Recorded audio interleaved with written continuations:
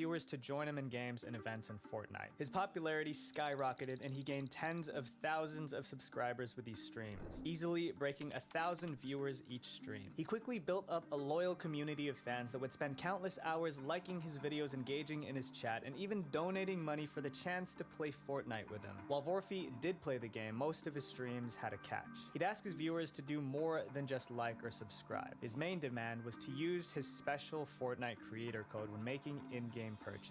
For context, a Fortnite creator code is a unique discount code provided to Fortnite content creators. If the code was used to purchase something in-game, the creator is given a 5% cut on each sale. Vorphy told his viewers that doing what he asked would up their odds of getting to play a game with him or join one of his special events. One of these events was called the Fortnite Fashion Show, which became Vorphy's most popular event on his channel. Many of his viewers went to great lengths to try and secure an invite to the fashion show. Vorphy knew this and used it to his advantage. He made it clear that if they don't do what he demands, they would be kicked out of the running for a fashion show invite. With many of his fans being young kids who idolized him, they did exactly what he asked. Vorphy, I told you I was using your code. Peach Bomber, Vorphy, right there, bro. I got you. But despite his loyal community, Vorphy wouldn't maintain his success for long. In 2020, Fortnite rolled out an in-game event called Doomsday. To clickbait more viewers, Vorphy would say that he had insider information about the event. Thousands of new faces tuned in trying to learn more about the event, but in reality, he knew nothing at all. He was just making things up to boost his numbers. Although this skyrocketed his popularity, it was about to backfire. His own personal Doomsday was yet to come. As the actual Doomsday event got closer, Fortnite put a countdown timer in the game's main lobby screen. This timer was ticking down the days, hours, and minutes until the big event. Everyone playing Fortnite could see this timer. You'd think Vorphy, being a live streamer, would have an accurate timer that matched. Since he was supposed to be playing live, well, his timer never moved. It wasn't in sync with the real one everyone was watching. Redditors called this out immediately. They claimed that Vorphy was not actually live streaming. Instead, he seemed to be replaying the same 30-minute clip over and over. Most of his viewers were kids and they didn't seem to notice. The older members of the Fortnite community, however, were enraged at Vorphy for misusing his influence to make money off his young, unsuspecting viewers. This wasn't just a case of clickbait. This was a scam. Vorphy was promising his viewers an invite to games and events that didn't even exist. He was also giving insider leaks about new updates to the game that were all made up. His entire stream was a lie. He has been saying Doomsday Heist has been coming out on Fortnite for 2 days, and it hasn't. 5 days until it happens. 19 hours and 15 minutes. He has been lying to us all, and you can just check right there. His live streams weren't live at all. At this point, he had a following of 328,000 subscribers who fell victim to his deception. Not to mention, he was making a ton of money off fan donations and his Fortnite creator code, and YouTube started to take notice. Finally, on November 25th, 2020, Vorphy was banned for violating YouTube's rules against spam, deceptive practices, and misleading content. We're just getting started, so this next case gets even more shady. It's Owen, taking clickbait too far. Controversy gets people talking, and this channel knew it. The more people argue in the comments, the more buzz a video gets. That ups the engagement, and YouTube shows it to even more people. Add a juicy clickbait title, and you're looking at a viral hit. But using controversy to boost views isn't new. Loads of YouTubers do it. But what happens when you take it too far and then do it over and over again? This is exactly what It's Owen did when he used the passing of a beloved YouTuber to boost his own fame. But first, let's dig into who It's Owen really is. It's Owen, aka Owen Cloth, was a YouTuber that started out doing gaming-related content. During this era of his YouTube career, It's Owen had a few questionable growth strategies, but nothing too bad. He would do stuff like regularly self-promote his channel in the comments of other videos. He also had a series on his channel called Shoutout Sundays, where he had viewers make videos shouting out his channel, and in return, they might get a shout out back from him. Many people speculated that this all was just a way to get more subscribers without actually following through, and he faced backlash for this. But that wasn't even the tip of the iceberg in It's Owen's controversies. As Owen's channel grew, it seemed like he let fame get to his head. In 2017, It's Owen was under fire for partaking in live stream giveaways with known scam channels. In these live streams, viewers were promised a chance to win a brand new iPhone 7 if they subscribed. All the channels involved, including It's Owen, gained thousands of subscribers within a matter of days, but no winners were ever announced. The streams gained so much virality that even Keemstar from the Drama Alert YouTube channel tweeted about it, exposing them as complete scams. After this incident, It's Owen doubled down even more on his unethical ways. He started posting drama baiting videos, often at the expense of others. He would post clickbait videos about popular YouTubers like Ninja and Tfue that were filled with lies to get more views. Of course, one could argue that this was the optimal strategy on YouTube these days, but where do you draw the line? Well, It's Owen was about to get a hard lesson on what happens when you step over it. On June 30th, 2022, Minecraft YouTuber Technoblade passed away after a year-long fight against cancer. A heartbreaking video called So Long Nerds was posted to his channel, which featured Technoblade's father reading a message that Technoblade left for his fans. The gaming community grieved this loss. While some showcased their support and love for the YouTuber, others were not so kind. They found ways to capitalize off of Technoblade's tragic passing, and It's Owen was at the forefront of it all. Shortly after news broke about Technoblade's passing, It's Owen posted a video on his channel called Mr. Beast Final Goodbye to Technoblade, and it went viral. In under 20 hours, the video gained over 800,000 views and even made it onto the YouTube trending page. But not all publicity is good publicity. The video just showed a clip of Mr. Beast and Technoblade playing Minecraft with a fake tweet from Mr. Beast at the end of the video. Except the weird thing is Mr. Beast never tweeted that. Doesn't even matter, right? That's not the point. I mean, you shouldn't make it to begin with. But it's also fake. It's just fake. It's all fabricated. People were disgusted that Owen would stoop so low to try to profit off of Technoblade's passing. Sure, It's Owen was known for pushing the boundaries of clickbait, but it went beyond that. Reddit and Twitter were blowing up with backlash against the video, and popular content creators started calling him out too. Just awful garbage. I have more respect for stains in a gas station urinal than I do for Owen. With all this controversy, it's not surprising that YouTube eventually caught wind of it, and they did what had to be done. His channel was promptly banned following the upload of this video. But even after losing his channel, It's Owen still didn't believe he was wrong. He even took to Twitter to ask YouTube why his channel was removed, claiming that his channel was wrongfully terminated and that he didn't violate any community guidelines. It's Owen may be gone from YouTube, but it looks like old habits die hard. He's on Instagram now, still reportedly fishing for likes and views with empty promises. But while It's Owen seems to have learned nothing, sticking to his old habits, Venus Angelic's story is different, and not in a good way. Once celebrated as the internet's favorite living doll, her life has since taken a darker path. Venus Angelic, the living doll.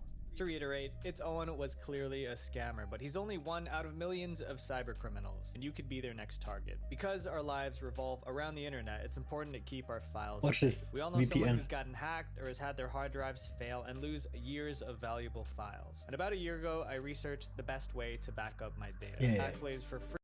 Imagine going your entire life without having any control over it. You couldn't decide what clothes to wear or how to style your hair. Someone else made those choices for you, and you had to pretend you loved it in front of thousands of people. Well, that was what every day was like for Venus Angelic, the living doll. At just 15 years old, Venus Angelic became an internet sensation. With her doll-like looks and preppy persona, she quickly became a fan favorite on YouTube for being a real-life doll. Venus had started her YouTube channel at just 12 years old with her mother, Margaret.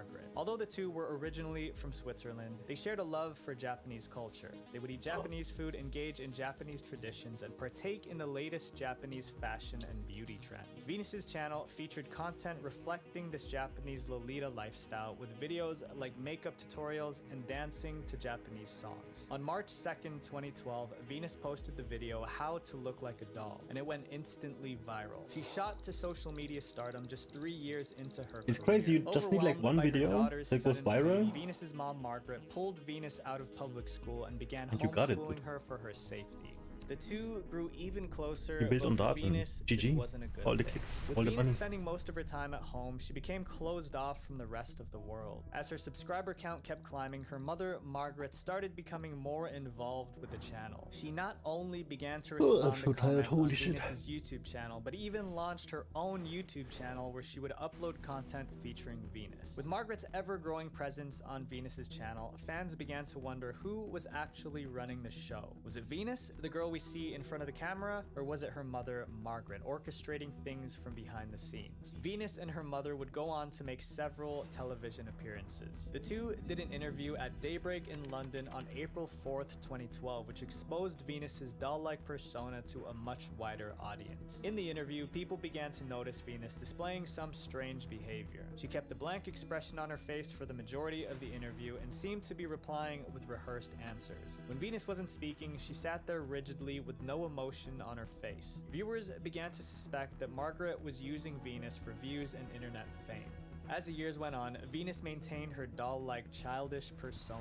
It seemed like she was aging, but not actually growing up. Fans became concerned with Venus's stunt immaturity, fearing something was going on off camera. And they were right. Venus's channel kept growing, and with a guest spot on TLC's My Strange Addiction, things seemed to be going well for her. But then, in 2014, her life took an unexpected turn. Venus fell in love. She met Manaki, who was a longtime fan of hers, and the two instantly clicked. Manaki started making regular appearances on Venus's channel and social media, and fans were supportive of their relationship. Then suddenly, all signs of Manaki disappeared from Venus's online world. Fans were puzzled, but figured they just had a messy breakup. However, the true reason for his disappearance was more complicated than anyone could have guessed. In 2016, Venus shocked the internet when a video called How I Ran Away From Home was uploaded on her channel. In this video, Venus did a tell-all about her relationship with her mom and what happened to Manaki, and the origins of the Venus Angelic channel. She revealed that she and Manaki had not broken up and that she had run away from home due to severing ties with her mother,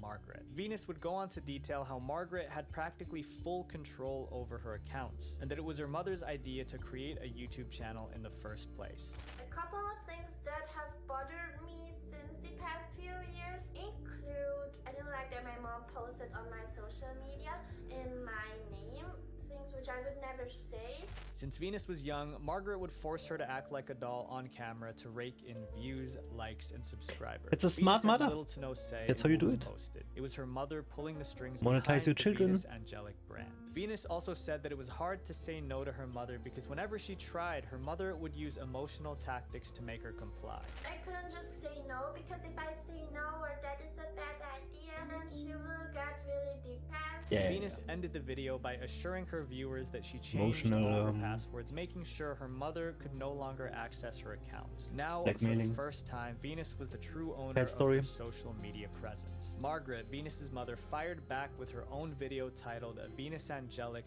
Marriage Story. In it, she dropped a bombshell. Venus and Manaki were actually married. The video was supposed to explain her side of things, but it quickly spiraled into something more as she explained her distaste for Manaki. The situation escalated as the video went on, leaving viewers even more conflicted. I came home from the party. I took a picture of the two being in bed together. I took the picture to send it to her husband. It was revealed that Margaret had sent a picture of Venus with another man to Manaki. To Venus, this was an attempt to sabotage her marriage. Margaret justified it as repercussions for Venus's so-called cheating. Everybody The real is sick in story the is head. still unclear, but this ignited an online battle between mother and daughter, leaving the I hate internet how to pick parents sides in the unfolding try to control drama. everything. In an attempt to win against Venus, Margaret took extreme measures and copyright striked all of Venus's videos. This eventually got her account terminated and her content removed from the website. No respect for the Margaret child. continued to use her own Disgusting. personal social media and YouTube channel to try and taint her daughter's reputation during the ban. But Venus's loyal fans were quick to defend her. They even started petitions to try and help Venus get her channel reinstated. Venus has since gotten her channel back and returned to YouTube, but fans were still worried. Despite cutting off her mother, it didn't seem like Venus's life gotten any better. In her videos, it was clear that she had lost a significant amount of weight and didn't look like she was sleeping much. Additionally, her new content She looks better disturbed now. some of her longtime fans. The woman who once seemed eternally youthful was now producing content that was overtly provocative. Many fans couldn't help but wonder if the years of manipulation from her mother, along with the unending spotlight of the internet, had finally taken a toll on her well-being. Of course. Although Venus is finally free from her mother's grasp, her future remains unclear. It's a transition from a life with zero control to complete freedom. How does one go from having every decision made for them to having to do it all by yourself? Only time will tell. But Venus isn't the only person that's been taken advantage of for YouTube fame. As we dive into the next chapter, you'll see how far some people go to mistreat their loved ones, all for clicks and views. I'm Jay Station, the Ghost Hunter. How far are you willing to go to get what you want? Telling a white lie or two? Breaking a few morals? How about pretending your girlfriend has passed and claiming you're talking to her spirit beyond the grave? As absolutely insane as that sounds, that's exactly the stunt that YouTuber I'm Jay Station pulled. Known for his controversial supernatural videos, I'm Jay Station, aka Jason Ether, was a popular YouTuber with almost 6.3 million subscribers. At his peak, his channel was averaging over 30 million views per month. What was already have so many clicks and so much money. Oh my god. Just chill, dude. Content. One of the main reasons behind buy a house at the lake and calm down, man. Viral series on his channel called the 3 a.m. challenges. In these videos, he would use the passing of celebrities like Mac Miller and XXX Tentacion for content, clickbaiting viewers into believing that he was talking to them through a Ouija board. Of course, this already raised a few red flags for many viewers. Trying to profit off someone's passing is hugely frowned upon, like you've already seen with It's Owen, but these didn't even come close to being one of his worst videos. When popular content creator Etika passed away, I'm Jay Station once again took advantage of the devastating situation to create yet another 3 a.m. challenge. Etika was adored by many in the YouTube community, making Jason's decision to monetize his passing even worse. It not only struck a nerve, but also crossed lines that many in the YouTube community found inexcusable. Who the finds this entertaining? Please tell me.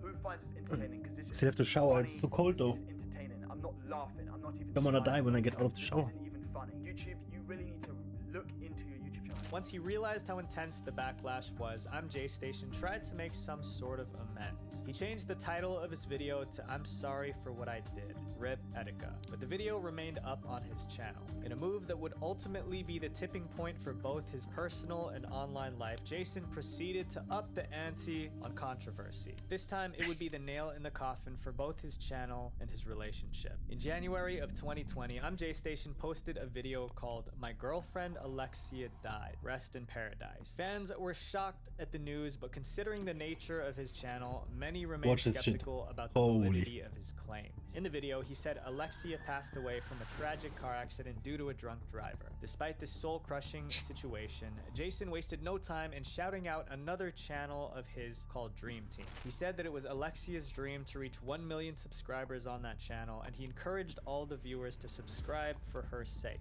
It was her dream to get 1 million subscribers, so out of respect for her, because I know that's what she would want, I'm gonna post those videos there. He claimed that he and his girlfriend recorded content for that channel, and that after speaking with her parents, they all agreed that he should post the videos there.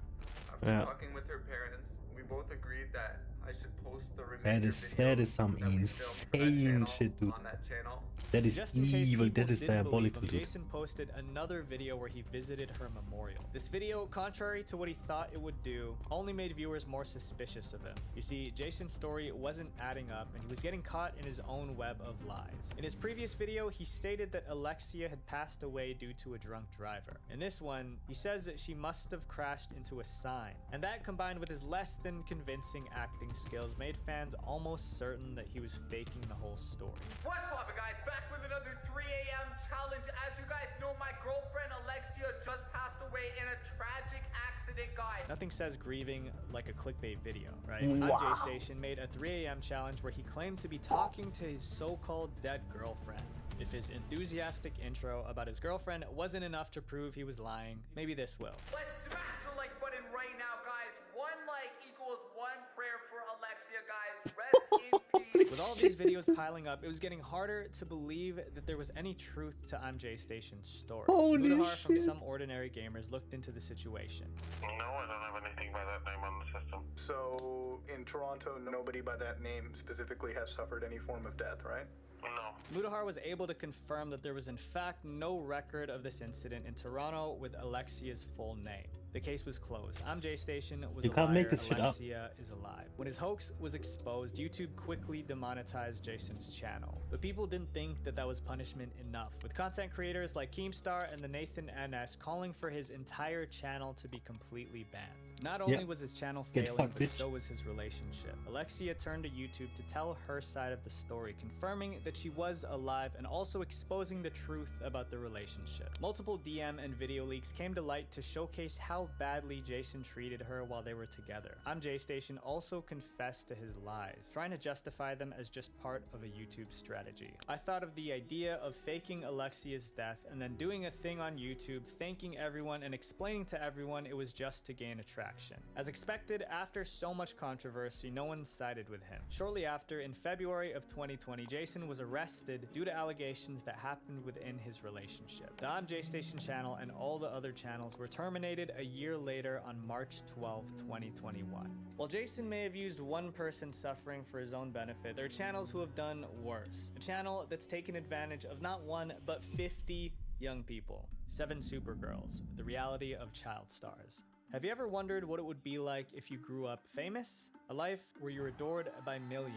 It's something many kids today have daydreamed about. But as we often learn, appearances can be deceiving, especially when it comes to child stars. And 7 Supergirls is a prime example of how you really never know what's happening behind the scenes. Back in 2008, there was a collaboration channel called 7 Awesome Kids that started gaining traction on YouTube. The channel featured videos made by young girls showing off their everyday routines, acting in skits, and making weekly themed videos. It was a fresh concept on YouTube at the time, and the channel quickly blew up. To capitalize off this momentum, 7 Awesome Kids began launching spin-off channels. Each new channel targeted a specific age group of viewers and had its own dedicated team of girls producing videos. The youngest content creators were just 9 years old, and as soon as they turned 18, they had to resign. 7 Awesome Kids evolved from a single YouTube channel into a full-fledged brand, with 7 different channels under its umbrella. Amassing a combined total of over 16 million subscribers, these channels were a force to be reckoned with. One of these channels was 7 Supergirls, which targeted the tweens demographic. Also didn't hear about this one. To 12. 7 Supergirls soared in popularity by serving up content that young girls could easily relate to. The channel not only amassed over 9 million subscribers, but also became a magnet for fan admiration. Many of their young audience idolized the girls featured on the channel, making it one of the crown jewels in the 7 Awesome Kids empire. While all the youthful faces on screen led viewers to think that it was all just lighthearted fun, the reality was far different. Behind the scenes, an organized team of adults carried out a strict system to hold everything together. Emily Jade, who was a former 7 Supergirls member, gave a breakdown of the entire process. The girls would have to audition for a spot on one of the channels. If they passed, they were required to prepare 1 video per week that would be posted on their designated upload day. The parents would help the girls film the videos, which were then sent to the manager for approval before upload. The 7 channels were ranked from least popular to most popular, with 7 Supergirls being at the top. The girls had to work their way up and grow their fan bases in hopes of having a shot at being on 7 Supergirls. As the girls moved to higher ranking channels, they became subject to stricter rules. Emily had started at the bottom in 2014 on the lowest ranking channel, 7 Twinkling Tweens, which had practically 0 rules. Getting moved to another channel in the 7 Awesome Kids network felt like getting a promotion. Although you had more perks, like a bigger fan base, you also had way more responsibilities. After being bumped to 7 Cool Tweens, Emily found that she had to follow a stricter content creation process. So I got on 7 Cool Tweens, and I think there was a few rules there. I remember you had to wear some outfits in all of your videos, even like when it was middle of... Wow, I'm so tired. I'm just gonna take a nap in my chair. How the girls would dress, where they would film, and how they would film. The rules were precise. Skirts had to meet a certain length requirement, some scenes required full body shots, and detailed guidelines had to be followed while filming, or there would be serious consequences. And like, if you did a shot like this, for example, in like for an outro and intro, you would literally be in so much trouble. Your video would not be sponsored, and you'd get threatened to be moved down rankings on the channel. By the time she got to the coveted 7 Supergirls, the experience lost its excitement. The management team took their rules extremely seriously, especially with their most popular channel. Even though some of the girls were reaching their late teens, they were still told to act and appear childish. Several girls shared stories about how they weren't allowed to wear makeup, had to dress a certain way, or even act according to what they were told. On top of that, the manager even dictated the girls' friendships. Kaylin, a popular member of Super 7 Girls, revealed that the manager assigned each of the girls a best friend. These pairings were strictly enforced. The girls weren't allowed to be seen alone with any other member who wasn't their officially designated best friend. And I am not being dramatic. He literally told us that if we were seen alone with any of the other girls on the channel, it would ruin everything and we would lose all of our opportunities. The manager even prohibited the girls from interacting with their real-life friends for fear of viewers seeing them with anyone that wasn't their assigned best friend. He said we could not be seen with anybody in real life because what if the viewers thought that that person was our best friend instead of the person he assigned us with? For a group of young girls, this was an extremely harsh set of rules to have to follow, but the control didn't stop there. The manager went to great lengths to ensure that no rules were broken. In every 7 Supergirl storytime and expose, one man was always mentioned, the head of operation, Ian Riley. According to the girls, whenever Ian was unhappy with any of the girls, he would pick up the phone and call their parents. And it wasn't just a casual conversation, it was full-blown yelling. Kaylin recounted an unsettling situation in her video where Ian, the manager, became furious over a simple act. She posted a photo of herself with her swim team friends on her personal Instagram. Ian lashed out in response, calling Kaylin's mother and yelling at her over the phone. I remember one day I posted a photo on my Instagram of me and my friends from swim team, which is a very normal thing for a high school girl to post on her Instagram, and I got a phone call, not even an hour later, of this man screaming at my mom and I saying, "You can't post things like that because what if they think that's your best friend?" This wasn't the only tactic Ian used to get the girls to follow him. Whenever he was upset, he would threaten the girls with punishments like removing them from sponsored opportunities or demoting them to lower ranking channels. But not only were the channels ranked, but the girls within them were ranked too. Every week or something, they would have a list of rankings from literally every single person on every Sax channel. I mean, there's like 1 to like 100 or something. It would like rank you based on like how well your videos are doing view-wise. To top it all off, Brianna Mott, a former member of both 7 Perfect Angels and 7 Supergirls, revealed that during a trip to Anaheim, California, the girls were given sponsored bikinis to wear. However, before they could even step out to the planned events, they were required to send approval photos of themselves in the bikinis to the management team. Getting manager approval was a standard practice in all of the 7 Awesome Kids channels, but this time, the reason behind the photos will shock you. And I've recently found out that there actually weren't any sponsors, clothing sponsors in that matter, the entire time that I was on at least, but for the past 3 years as well. And he would have everybody hit send approval photos to him. They had to be high quality. You had to send them into him, and he said that he would send them into the sponsors. It turns out those were just for his personal gain. Ian was not only a stern manager, he was a creep. On August 17th, 2018, in a jolting turn of events, Ian Riley was arrested for the mistreatment of one of the girls involved in the channel. YouTube immediately demonetized all of the 7 Awesome Kids channels in response. The saga finally came to an end less than a year later on March 12, 2019, when YouTube took the drastic step of terminating all the 7 Awesome Kids channels. The arrest and shutdown of the channels marked a grim but necessary conclusion in this world of young YouTube stars. While the stories of Venus, I'm J-Station, and 7 Supergirls are cautionary tales, they're far from isolated incidents. Situations like these happen every single day. In our digital world, where every click matters, protecting ourselves and those we care about isn't optional. It's a responsibility. So stay vigilant, friends. Visual Venture. Wait, before you go, click this playlist right here to watch more dark internet documentaries because the algorithm will promote my channel more if you guys watch multiple videos. Please have a fantastic, wonderful day. Peace.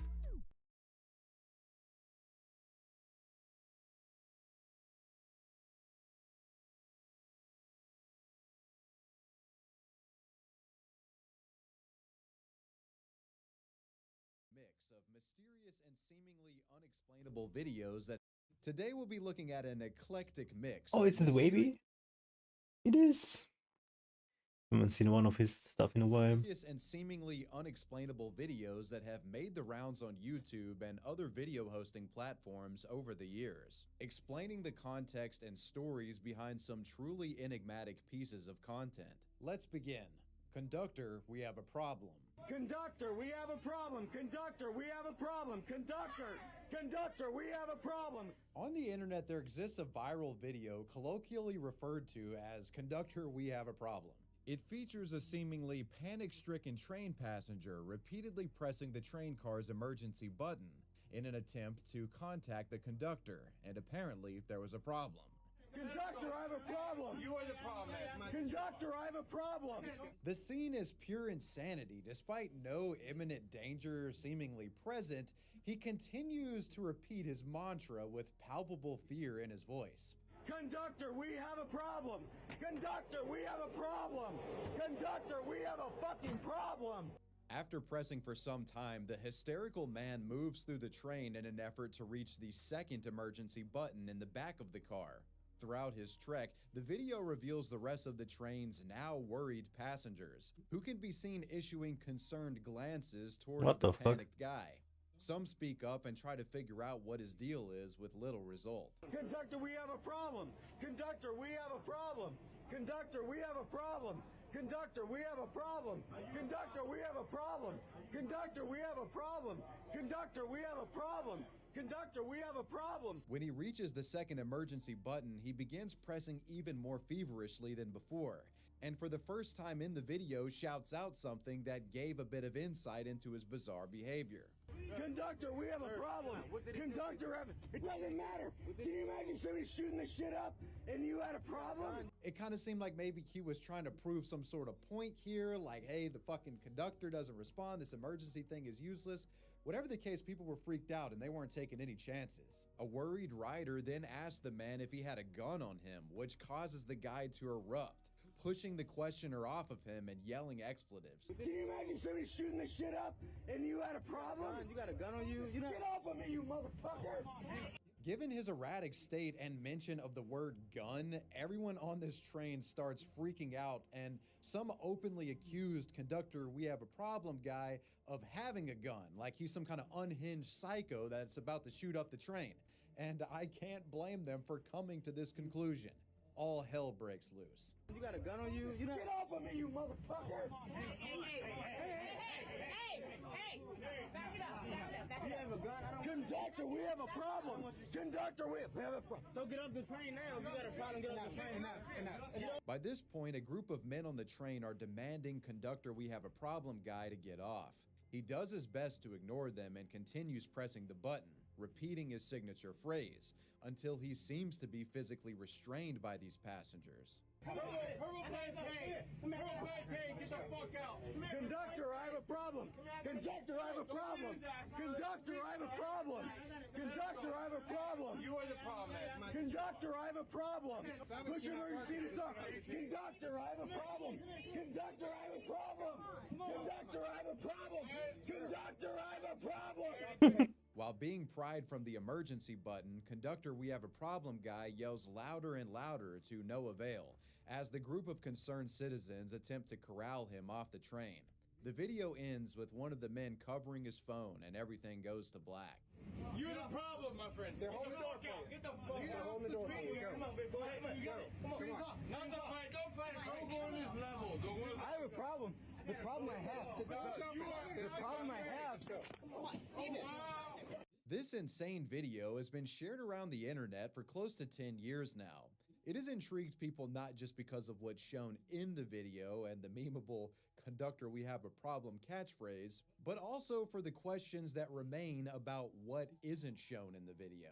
It's a situation where us as viewers are just kind of plopped into this out of context scenario with no real knowledge of what led up to this guy's freak out and what took place after the fact. I mean, from the video itself, all that can really be taken is that there was a potentially mentally unstable person on this train and that his actions could have been a misguided stunt to show how the emergency button on the train was useless. You know, with him mentioning, what if someone had a gun, and him pressing the button proving that nobody would respond.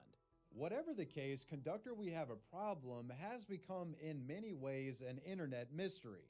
But don't fret, as I've collected a handful of archival information surrounding this video, and thankfully can explain its seemingly unexplainable nature. The true origins of this video have become increasingly difficult to ascertain over the years, as the original version of it was either deleted or privated shortly after it was published by the uploader. However, after doing a bit of digging, I've managed to discover the original source of it, that being an individual named Steve Clark. Not much is known about this man's backstory, but he operates a small YouTube channel of the same name. Taking a look at his channel, you'll find the man has posted various short clips of happenings that he has captured while out and about. And given some of his video titles, it appears he lives somewhere near the Washington, D.C. area. Seems to check out, as Washington, D.C. does in fact have a metro train system. Steve originally posted his infamous Conductor We Have a Problem video to this channel in December of 2015, and its original title confirms that it was recorded in the Washington, D.C. metro train. The title of his video also lends credence to the idea that this wild behavior was some sort of protest. That title being, "See Something, Say Something, It Does No Good, DC Metro." An excerpt of the description under Steve's video provides even more context into his actions, with this description seemingly explaining that he was pressing the button because he felt threatened. Quote, "No response from the WMATA emergency call box when another rider, the man in the yellow Whole Foods shirt at 52 seconds in the video, pretended to reach for a gun. Anyone that knows this man, please come forward." Conductor, we have a problem, sir. Conductor, we have a problem. When I tried to call the conductor using the emergency call box, no action was taken by WMATA. How many times does someone in need to press this damn button? What the hell does the button do? Does opening the door help? Ultimately, the other riders tried to get me off the train. Then a guy, the African-American gentleman with the hoodie and gloves seen at 38 seconds, grabbed my phone from my hand and stepped off the train. So reading this description, it appears as if this is simultaneously a case of Steve genuinely being fearful of danger, and also it was an unhinged way of exposing the metro system's poor emergency response. As far as I'm aware though, nobody on the train actually had a gun, and it would be fair to say that Steve was completely out of line here. If you scour the web, you can also find local news reports that give details which help shed more light on the bizarre incident and what took place after the fact. Local DC area news station USA 9 News got in contact with metro authorities, who would go on to clarify that the incident occurred on a yellow line train headed towards the La Enfant Plaza in Washington, D.C. They also reported that after the incident, when the metro train stopped at its next location, Hello, a group baby of dude. Metro Transit We're gonna watch police all of and his medics stuff. were present to assess Conductor We Have a Problem guy and investigate the situation as a whole. A Metro spokesperson also confirmed that there was never a threat to the train and no injuries were reported. As for any formal charges against Steve Clark, the man never appeared to have faced any consequence, which I think was the right choice from authorities here. I mean, after all, I think it would be kind of a stretch to call what he did illegal. I mean, if he really did feel threatened, he had the right to press that button regardless of how extra he was about the entire process. Steve hasn't posted any new videos to his channel since this incident, and as far as I'm aware, it appears he lives a relatively normal life these days, working as a driver of some sort. It's impossible to say exactly why he felt compelled to showcase the metro system emergency button failure in the way that he did, but needless to say, Conductor We Have a Problem guy will be remembered for many years to come. The watermelon video. Over the last several years, a truly baffling video has been circulating around the internet, which appears to show a man sleeping in a flooded room and involves a watermelon rolling off of his bed into the water.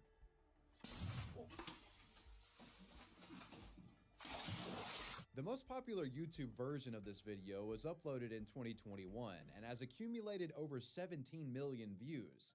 In the description, the uploader writes, "I don't have an explanation for this surreal art piece." Surreal art piece is a great way to describe this video. I like to think of this as the video version of this viral picture. You know, the one where it's like impossible to discern what any of the objects in it are. It really just fucks with your brain. Like, what the hell is actually going on in this video, and where did it come from? What does the watermelon mean? Many have shared their befuddlement with it in comment sections across the web, cracking jokes and trying to explain it. People theorize that this was some sort of house flood, and the video showcased the aftermath. Maybe a house flooded and they wanted to make a joke out of it. Others made reference to that scene in Fear and Loathing in Las Vegas where Johnny Depp wakes up on a bed floating in water. One commenter on YouTube highlights the challenge of understanding what exactly is going on here. 6 seconds of information, 15 plus minutes of processing. While most online discussion regarding the watermelon flood video have been fruitless, Redditors have levied some interesting theories as to exactly what is happening in it. They believed it could have been a fisherman with a surreal sense of humor. In a thread talking about the video, a user wrote, "The complete solution to what is happening in this video. The man in this video is in some sort of fishing hut on a dock.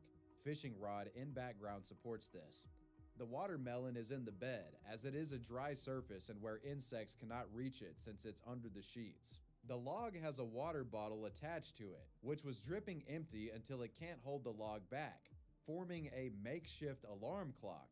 The camera was on because he wanted to show his alarm clock invention to the world. The dog food and apples are there to attract fish." And yes, it's a great theory indeed. Instead of this being someone's house that was flooded, it could have simply been a fishing hut built over water. And I just want to pause and acknowledge how much of a dumbass I've been, because all these years I thought that the apples floating in the water were like waterlogged donuts. But yeah, it's fruit and fish bait. So you gotta admit the Redditor's theory does make sense. So perhaps we had a cheeky fisherman here who knew how bizarre his work environment would look to those in the outside world and filmed a clip of his daily grind, threw a watermelon in there for some extra seasoning, and baked up a viral video. His observations check out, but what is the original source of this video? And if we found it, could that give any extra context? Well, thanks to a keen Redditor, the original source of this video has actually been archived.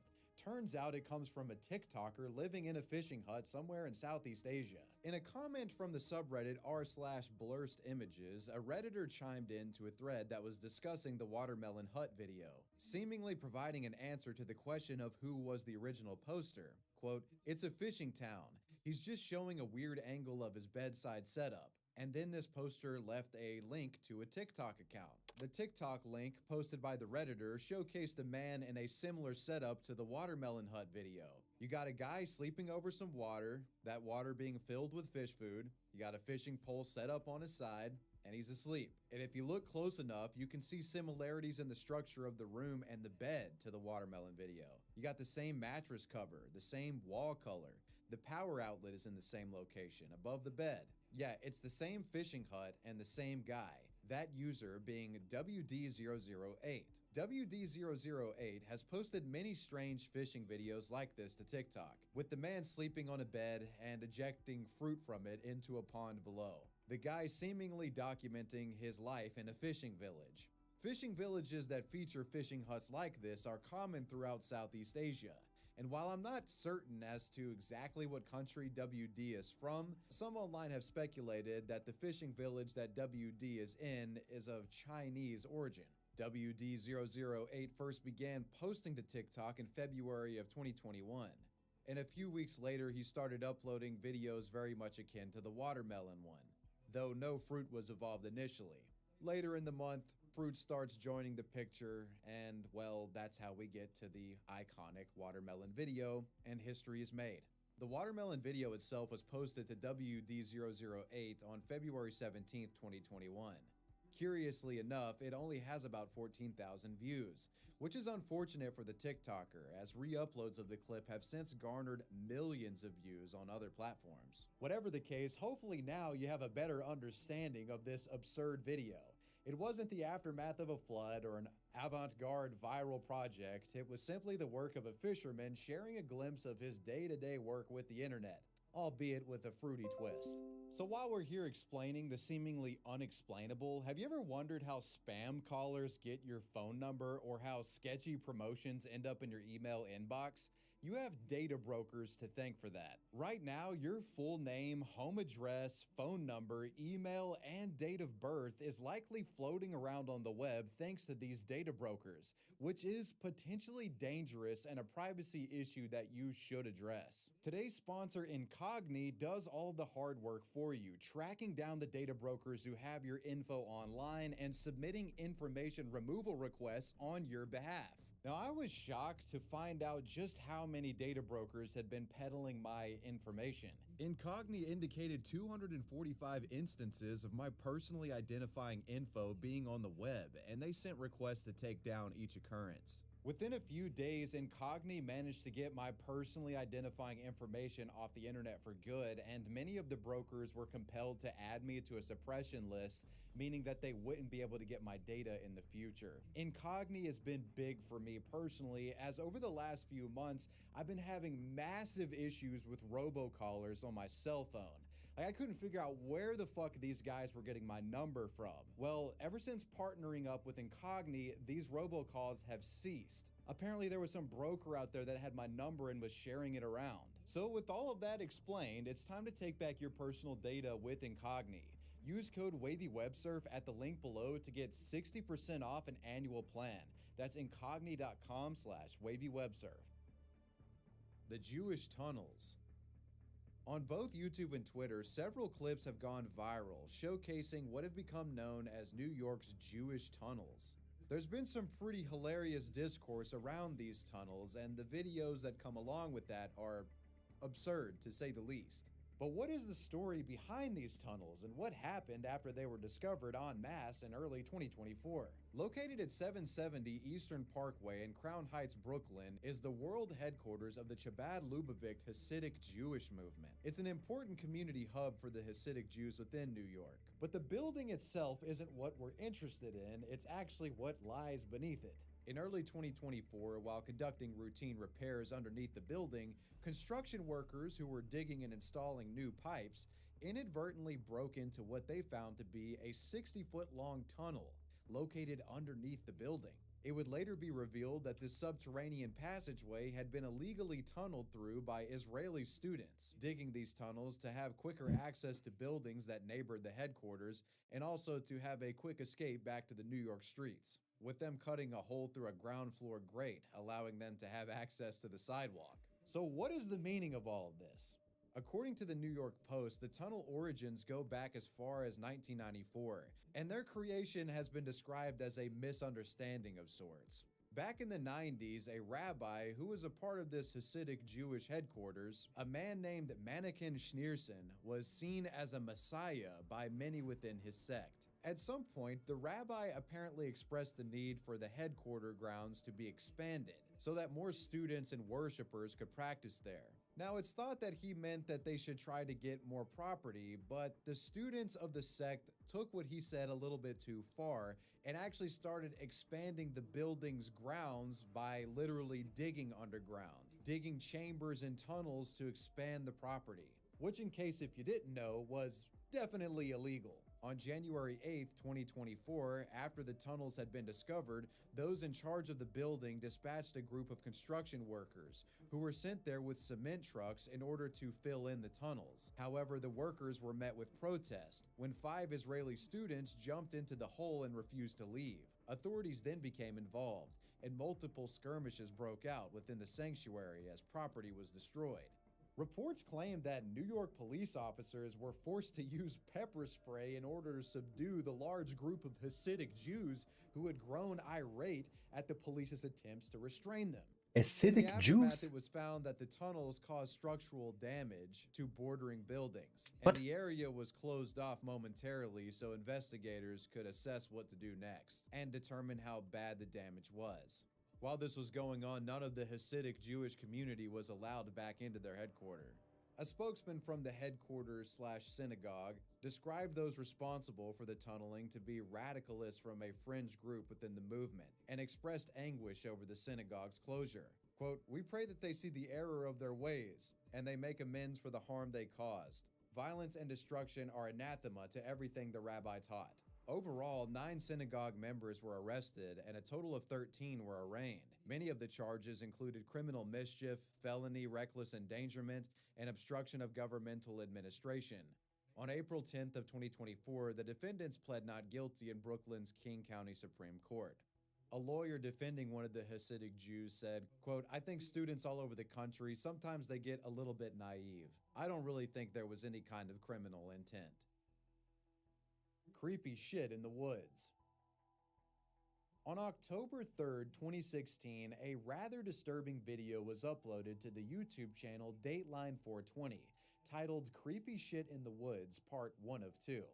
In this upload, a man holding a video camera is trekking through a densely wooded area near a public park in Huntington, New York, when suddenly he comes across an extremely unsettling find. As he was investigating what he thought was an old fire pit, he came across a makeshift collage of missing persons posters attached to trees within the vicinity. But I saw what looked like a fire pit, and since I've already found one back the way I came, and it was just made by neighborhood kids.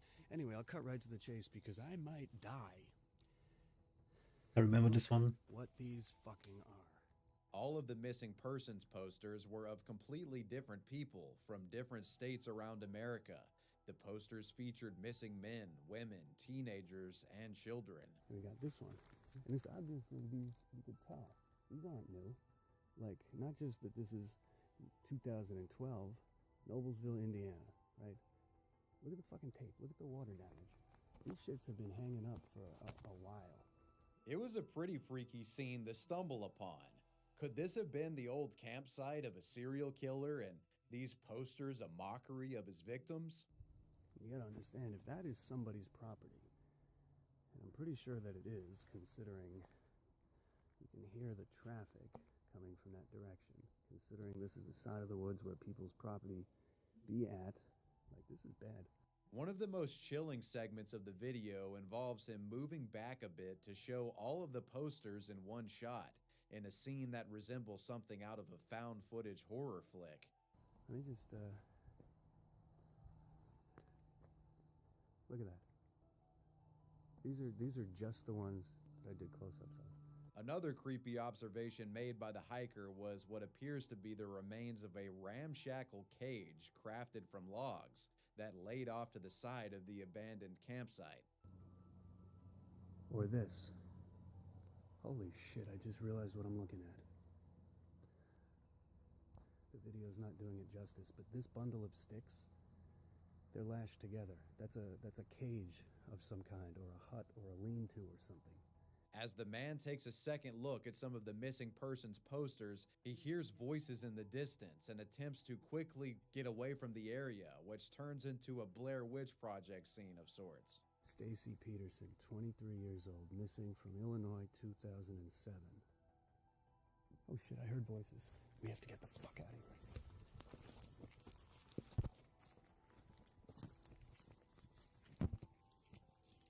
The video then ends as the man slowly backs away from the area.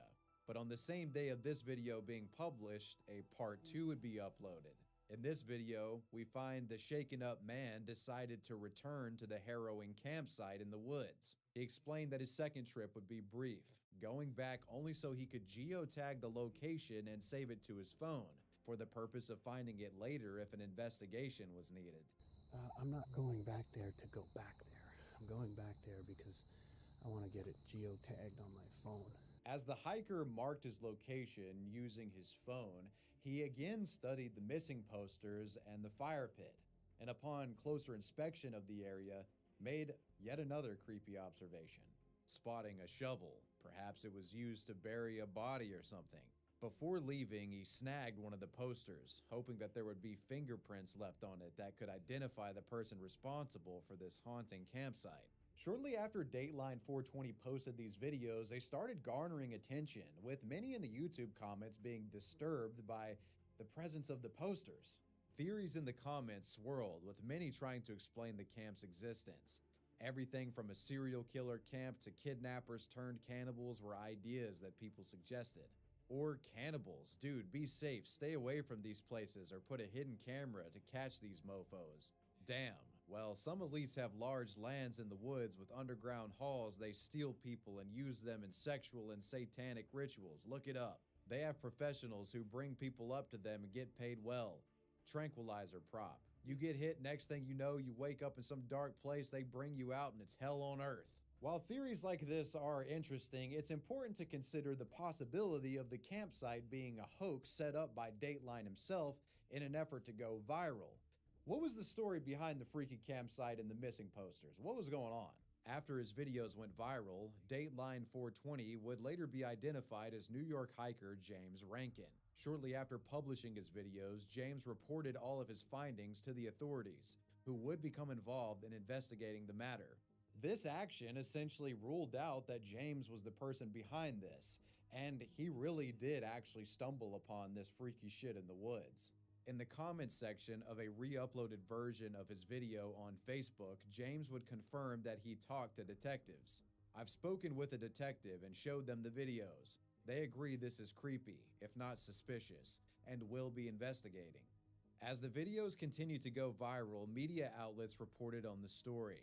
They would find that the missing person posters actually featured the names and likenesses of real missing people, and would also confirm that there was not only a police investigation, but that the property on which the missing persons posters were found was adjacent to the park, and was being searched by authorities, and its owners questioned. And what they discovered both answered questions regarding the matter while simultaneously creating completely new ones.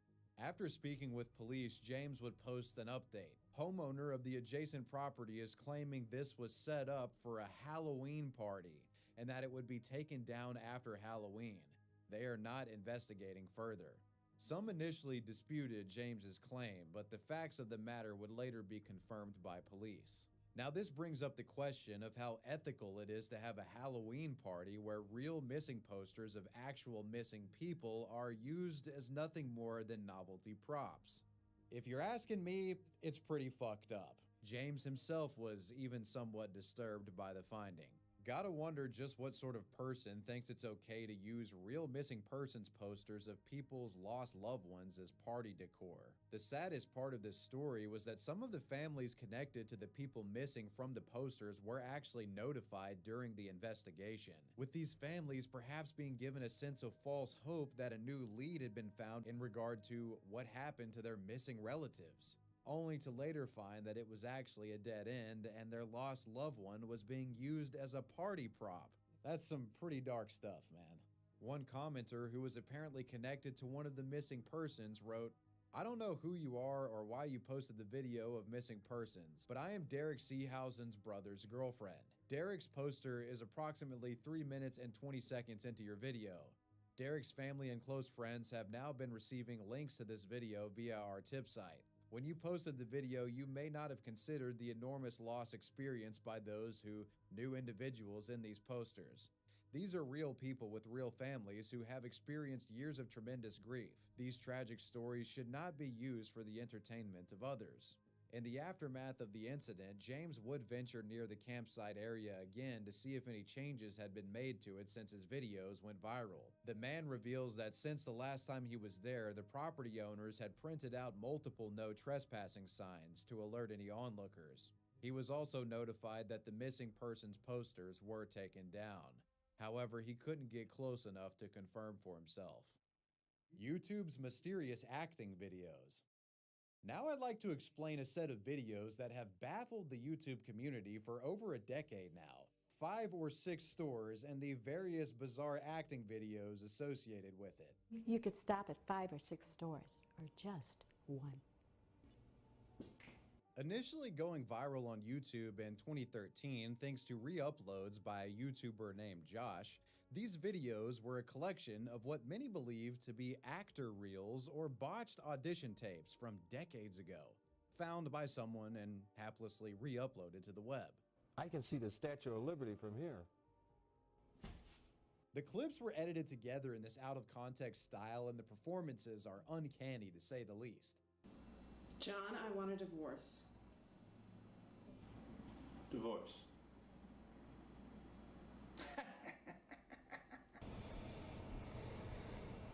Joe Banks, 82 years young, has come to this pond for the last 17 years to feed the ducks. It wouldn't be long before people on sites like Reddit started theory crafting in regard to who was behind these videos, attempting to find the truth behind the origin. Where did they come from? What were they filmed for? And who recorded them? While 5 or 6 stores and its related videos first went viral in the early 2010s, their origins on YouTube actually date back much further, originally being posted to YouTube in 2006 to a YouTube channel called Acting Class Sarantos. Now, when looking at who was behind this channel, we find that it was created by an acting coach named Ted Sarantos, who was based out of Chicago. When you look through this page, things start to make a bit more sense. These clips weren't forgotten outtakes from some sort of commercial. They were practice routines from the acting classes that Mr. Sarantos actually taught. The man operated an acting company, Sarantos Studios, which was established all the way back in the 1980s. Mr. Sarantos served 4 years in the U.S. Army and started working in film production in the early 60s, and then began instructing actors later in that decade. After getting his chops in, the man officially formed Sarantos Studios in 1980. Everyone, from doctors to people who, work with their hands, want to be more comfortable whatever it is that they're doing. Everyone who is petrified at the beginning, I would say, gets to the point where they are really happy with getting on stage or getting in front of a group, even at work, and enjoying it, which they never thought that they would do. Using the Wayback Machine, one can find archives from Ted Sarantos' acting website dating all the way back to 2003. And this website showcases that Ted didn't only just offer classes for established actors, he offered classes to people within the everyday workforce who wanted to build confidence and grow their talent in public speaking. Which makes sense why a lot of the footage is awkward, because many of the people in these clips are complete rookies getting into acting for the first time. And although a lot of the actors seem stiff at first, Ted was actually a very gifted acting coach. As looking at videos on his channel, you can see that he can take a complete amateur, starting them off doing a cold read, and have them reciting words for commercials in extremely short time and being convincing at it. Are you ready? Yes, whenever you like.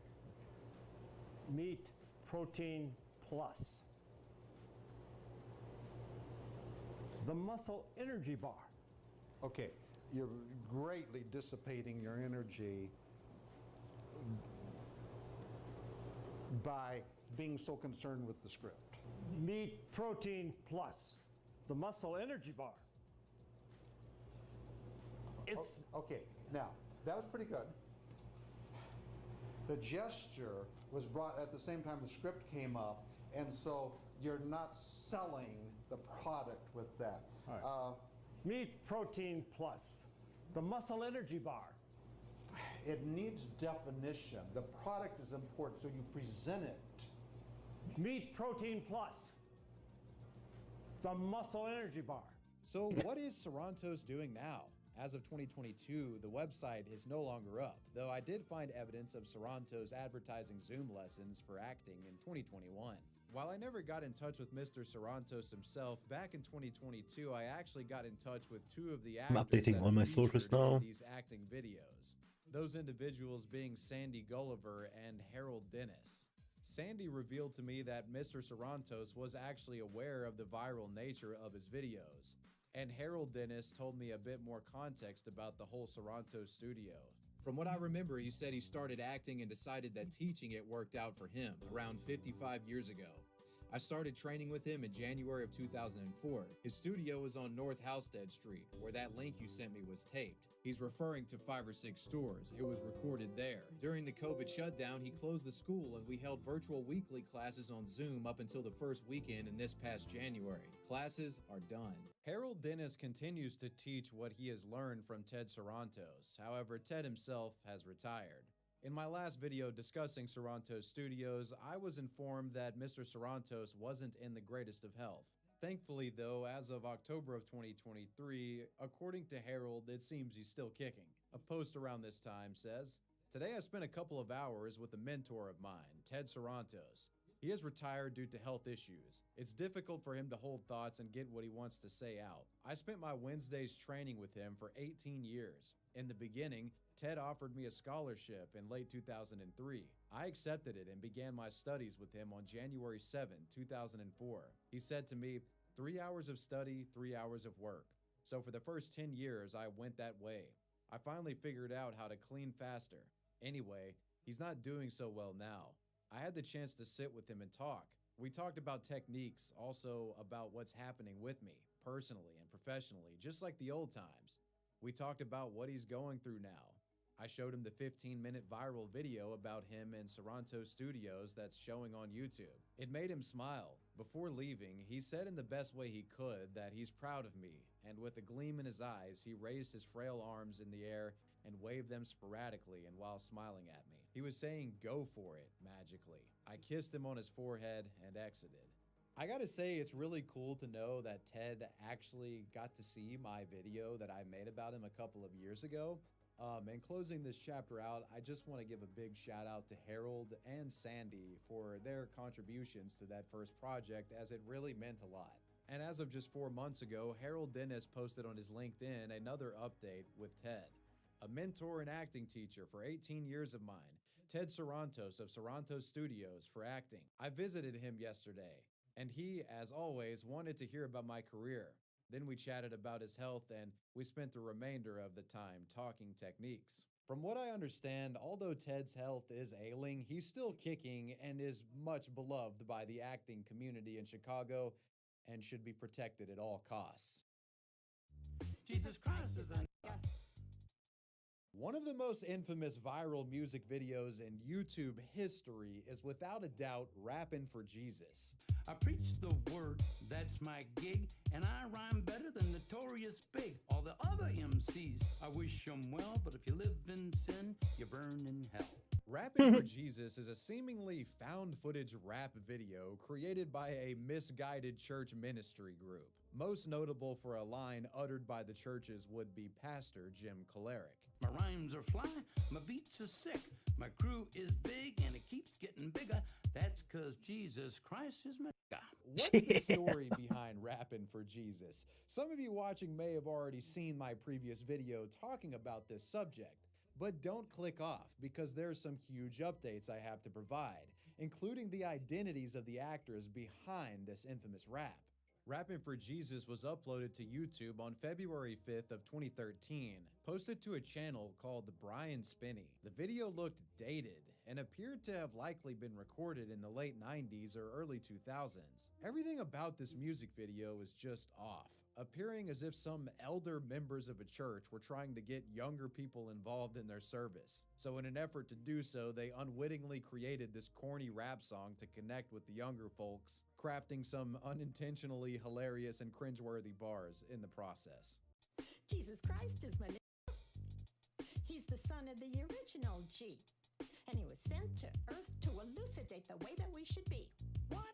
It's almost too good to be true. So the question is, was this really a church youth outreach program campaign gone wrong, or was something else at play? A search for the truth behind Rappin' for Jesus begins with an analysis of Brian Spinney, the uploader's channel.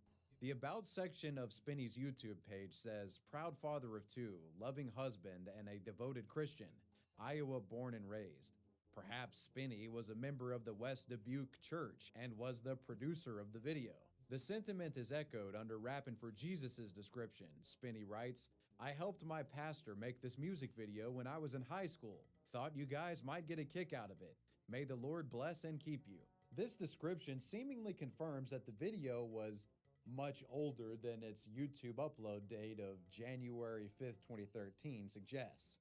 Now let's take a closer look at the video itself for any clues. The West Dubuque Second Church of Christ is shown to be the church that all involved belong to, and we're trying to promote.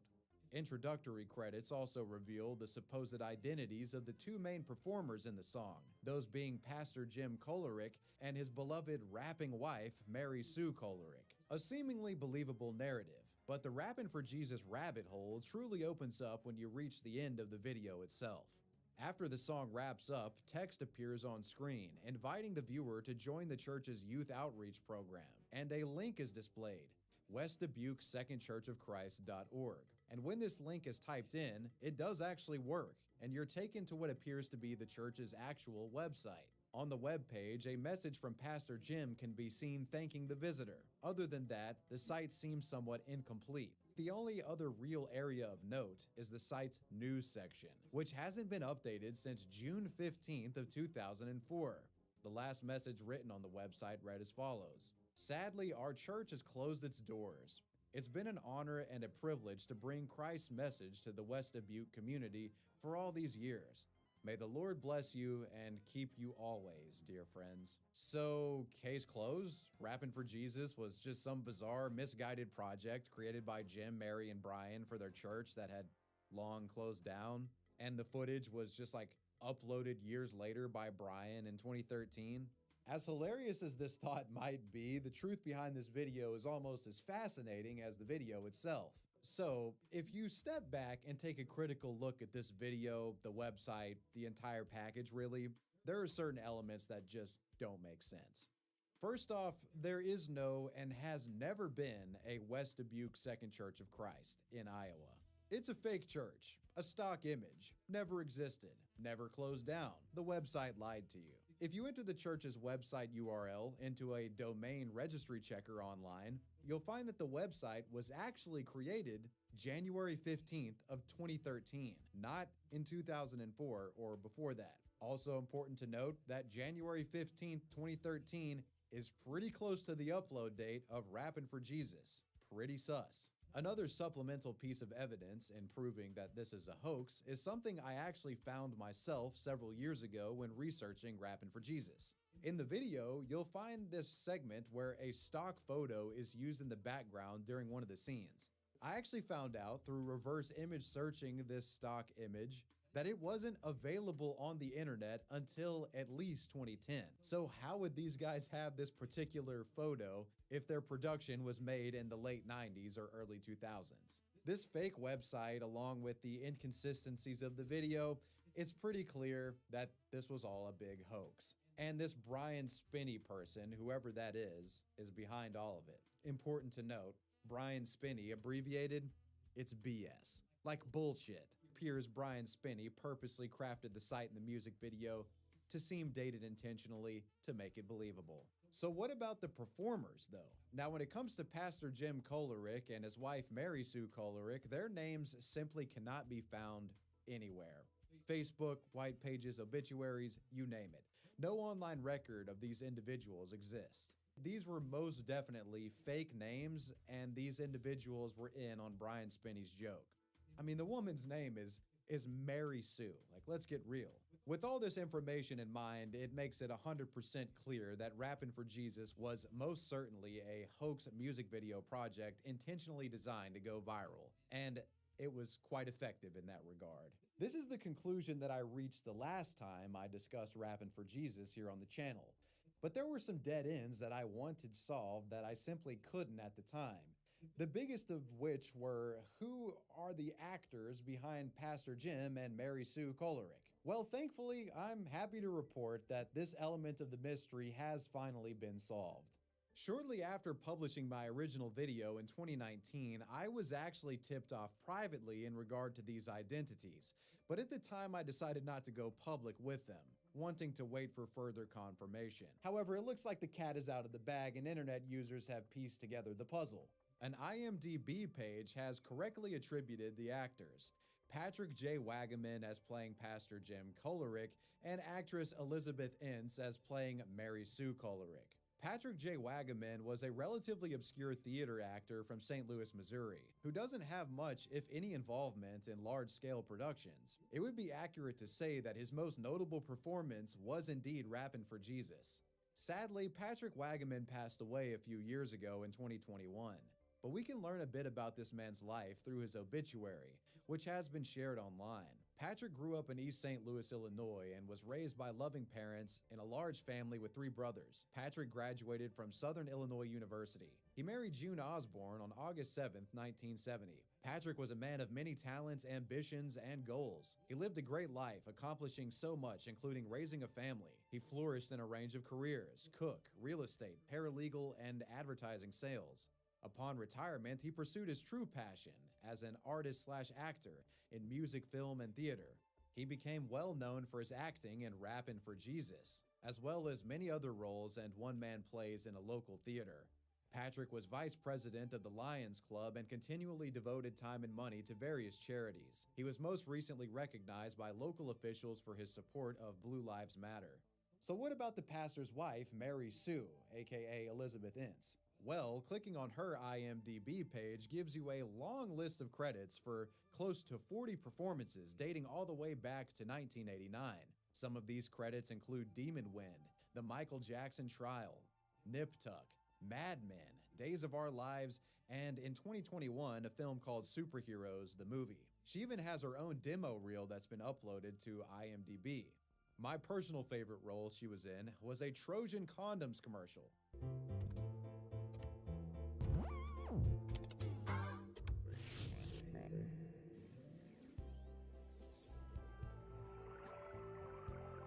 Oh, was geht ab, Panalito? Merry Christmas. Dad, I'm going to planet Venus.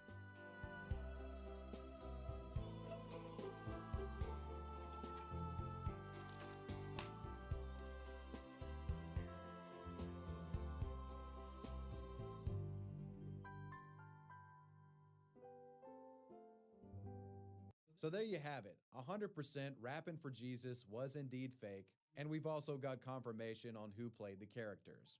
Rest in peace, Pastor Jim Kolerick, or Patrick Wagaman.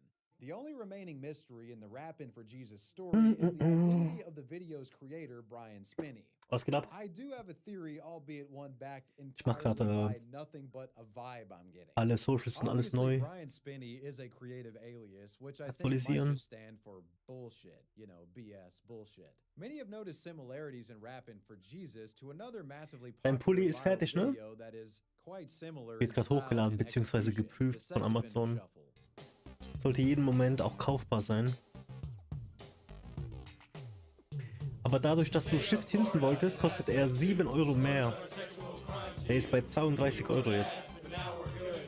Aber weil ich dir gesagt habe 26, kann ich dir 7 Euro überweisen oder so. Solltest du den kaufen, musst du nicht kaufen, aber ich finde das Design eh gut. Ich würde es eh hochladen, von daher. That creator being Scott Gardner, who is actually somewhat successful in the television industry. Ich habe es aber schwarz-weiß gelassen, weil in Farbe, es kam nicht so gut. Manche Farben kamen nicht so gut. Einfach schwarz-weiß sieht besser aus. Voll gut, finde ich. If he did make this, perhaps he's preferring to stay anonymous in regard to it because of the N-bomb that's in it. I've got no concrete proof of this other than the striking similarities of the video's production quality, but I thought I'd just throw that theory out there. Ich bin gerade so, was ist das für ein Smiley? So down. I want to give a major shout out to my patrons. I appreciate you guys. Wavy Web Surf out. Peace. Alle sind down.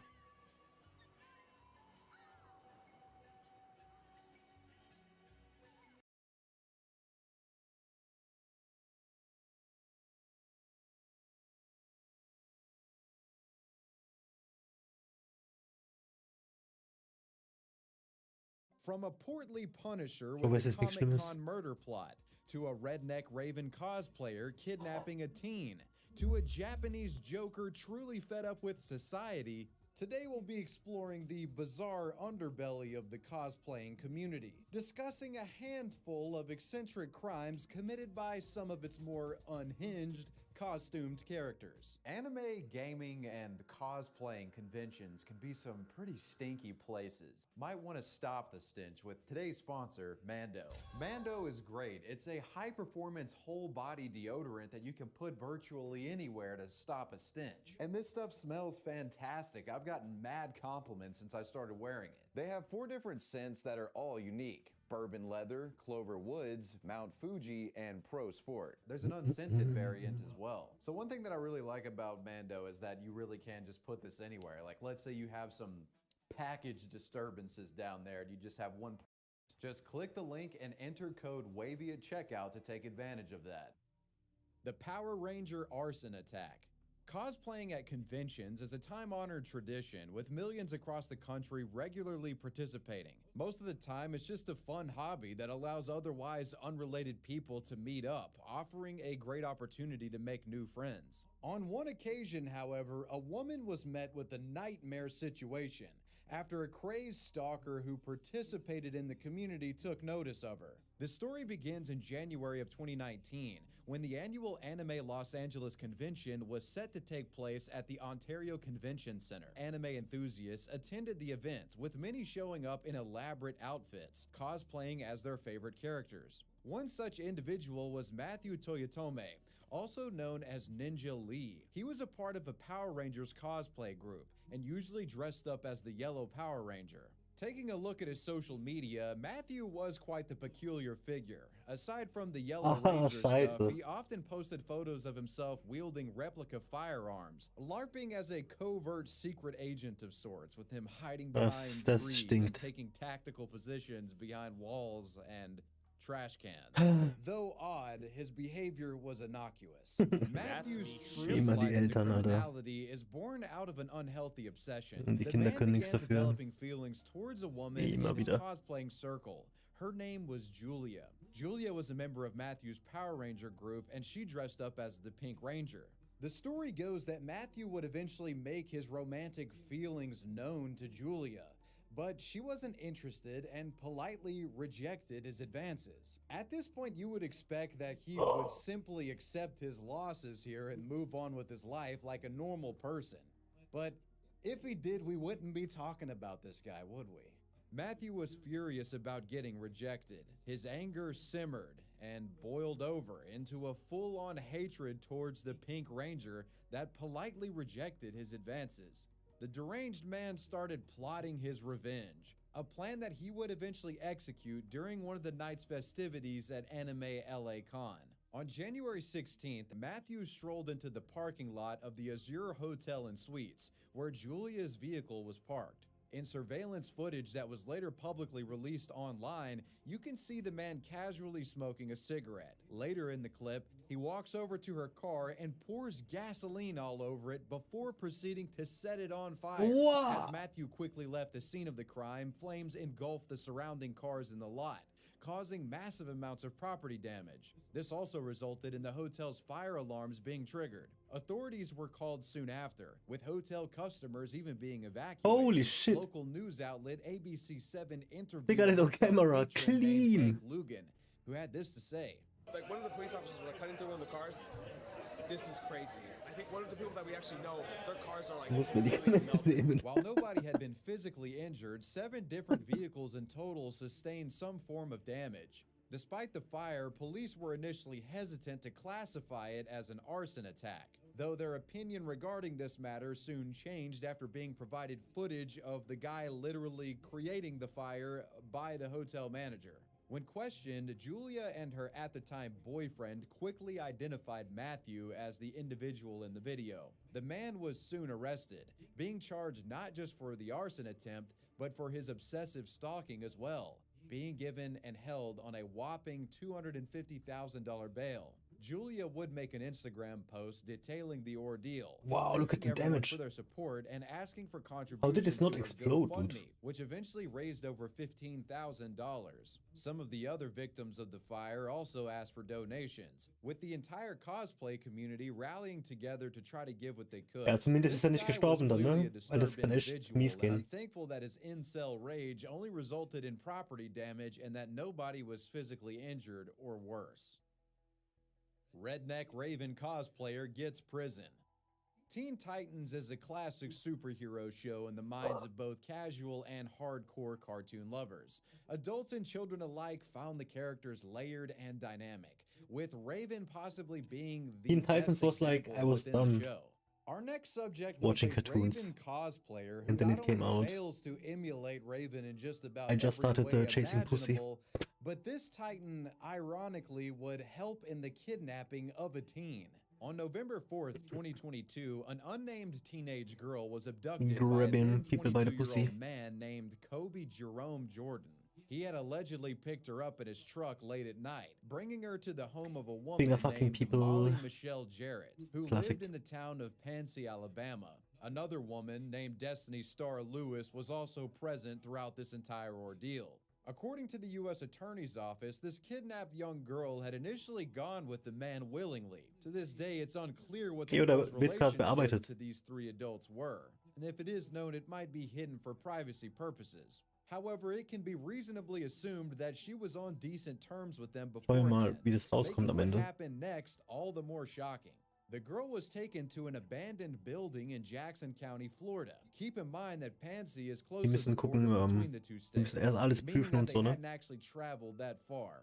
This is where the pleasantries seem to stop, with Kobe binding her limbs with duct tape and brutally beating her. The trio then dumped the teenager at a seemingly random spot nearby, driving back home to Alabama soon after. The young girl was fortunately able to break free of her bonds and got out and found help. A report had already been filed after she was spotted by a nearby resident, with the teen's testimony resulting in an investigation being launched. Given the fact that the victim knew exactly, who the perpetrators were and where they lived, it wasn't exactly difficult for police to track them down. While this story is pretty crazy on its own, it was photos taken after the perpetrator's capture that garnered the most attention by the press. In a Facebook post published by Florida's Jackson County Sheriff's Office, photos of the deranged criminals were showcased. And in one of them, you can clearly see here that Molly is sporting a Raven cosplay, the costume being worn during the perpetration of the crime. To this day, it is somewhat unclear as to why she was wearing this Raven cosplay. If I had to take a guess, I'd say maybe them being from South Alabama had something to do with it. The juxtaposition of such a serious criminal offense being carried out by someone wearing a half-baked Raven costume caused many in the comments section to mock the individuals responsible, with the story becoming a full-blown meme of sorts. Bizarrely, Molly's photo was even featured in official news coverage of the situation, adding to its absurdity. Two are behind bars tonight after being arrested for kidnapping a girl in Jackson County, Florida. Colby Jerome Jordan is accused of kidnapping a girl Friday evening. The two then met up with two other females, one of whom is Molly Michelle Jarrett. Despite all the jokes being made at the criminal's expense, the authorities weren't laughing, at least publicly. In March of 2024, all three individuals responsible for the kidnapping were officially charged. While they had initially pled not guilty in 2023, it appeared that their tune had changed as the legal case proceeded. The fact that they had crossed state lines also didn't help their situation, with the incident being considered a federal crime. In the end, Kobe was given 7 years, Destiny was given almost 6, and Molly, the redneck Raven, was given 11 with no chance of parole. They are currently serving out their sentences, hopefully never being able to cause harm to any more innocent teens again. For now, she'll be Azarath Metrion sitting her ass in prison. Deaf superhero attacked by real-life villain. Ray Shorn Pitt, or Ray for short, was a local phenomena in Florida. As a deaf person, Ray has sadly had fewer opportunities in life, often struggling to find positive ways to channel his energy. He was adopted by his father, a man named Rusty Pitt, and his wife Angie, all the way back in 2004. And growing up was a battle. Ray struggled with a lack of social skills and often lagged behind as a result. To top it all off, his adoptive father unfortunately passed away when Ray was a teenager, making his life even more difficult. Though a publication known as the Daily Commercial reported that things began to look up for Ray after a kind-hearted U.S. military veteran befriended him and gifted him a Superman costume. Ray was a big fan of superheroes and kung fu movies, and this costume allowed him a way to become his larger-than-life role models in a way, and channel his creative energies. At 20 years old, Ray, donning his gifted Superman costume, began standing on a street corner next to the highway in his hometown of Mineola, Florida, performing action moves and shadow boxing as cars passed by, doing so purely to entertain the public. How is he doing the... What is his camera? By drone? I was gonna buy a drone. Despite an occasional mean-spirited... I checked out which drone is good. They start to become good at like $100, and that was too much for me, I think.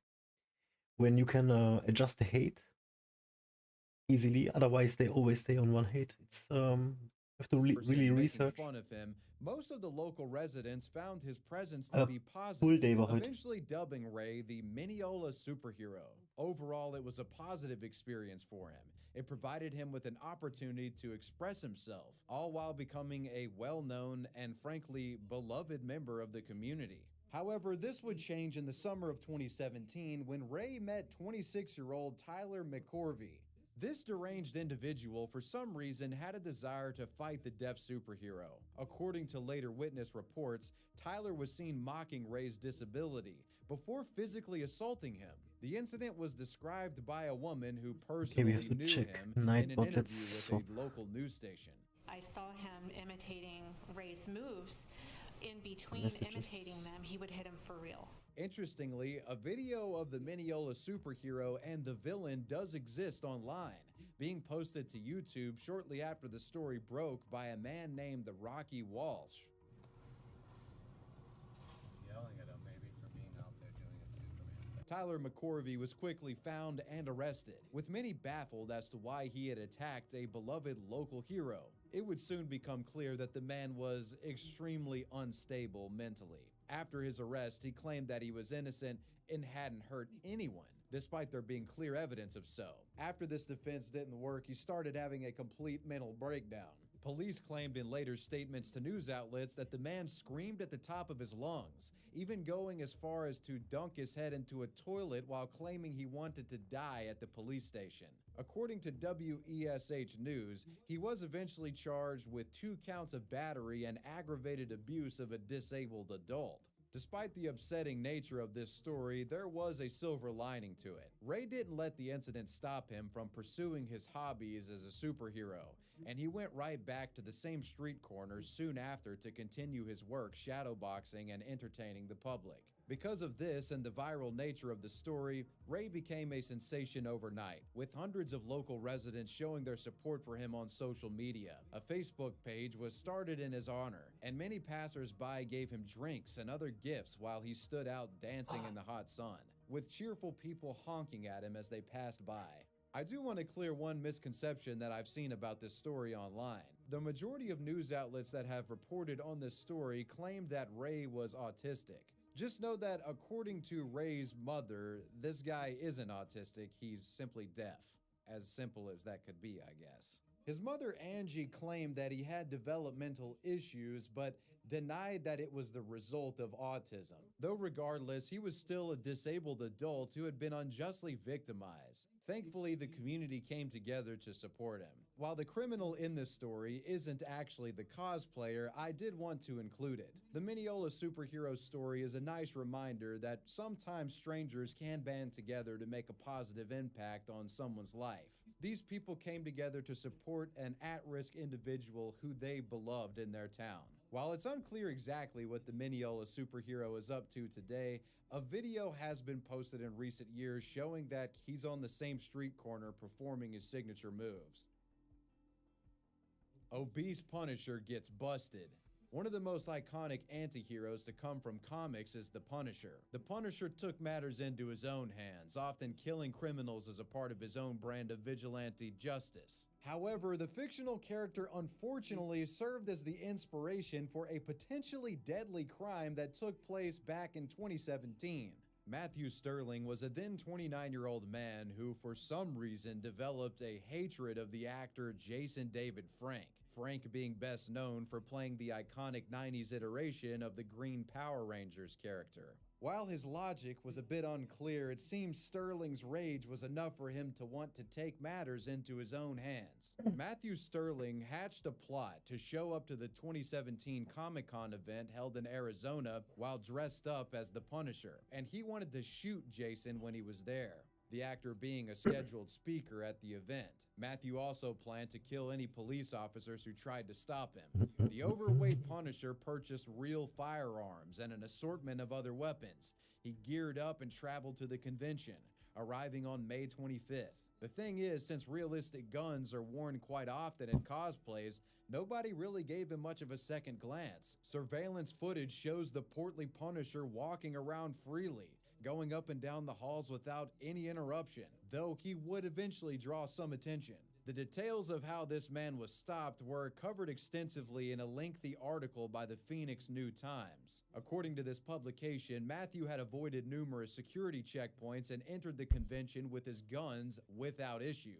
Officers had become aware of his presence due to a disturbing tip they had received from an acquaintance of him. Apparently, he had been messaging them on social media about plans and had made numerous concerning posts as well. After hearing Halt mal meine about this, Tastatur. authorities Ich will nicht, dass man die entered the hört. con and tried to find him. They soon would find Matthew and approached him to detain, but they struggled significantly when trying to subdue him.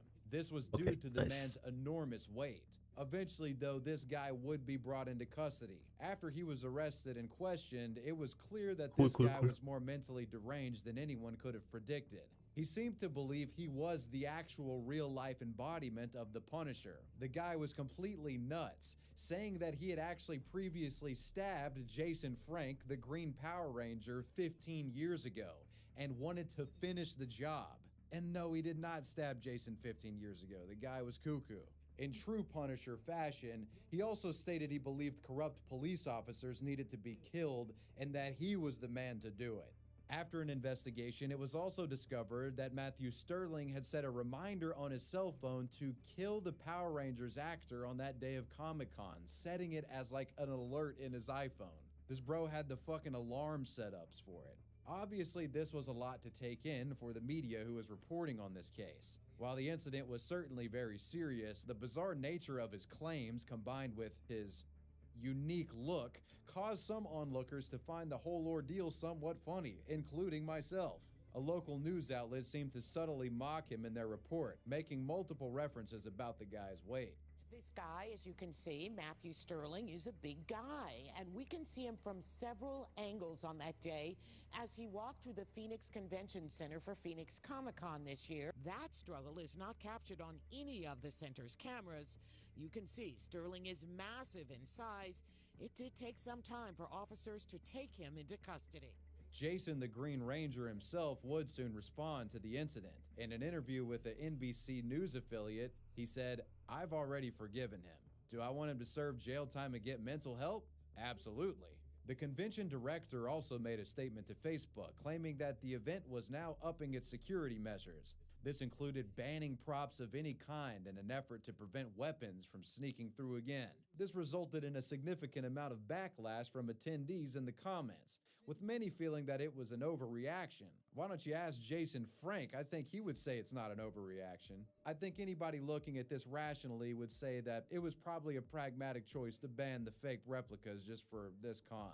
While Sterling initially pled not guilty in court, the proof was undeniable. The real question, though, was this guy culpable considering his mental health?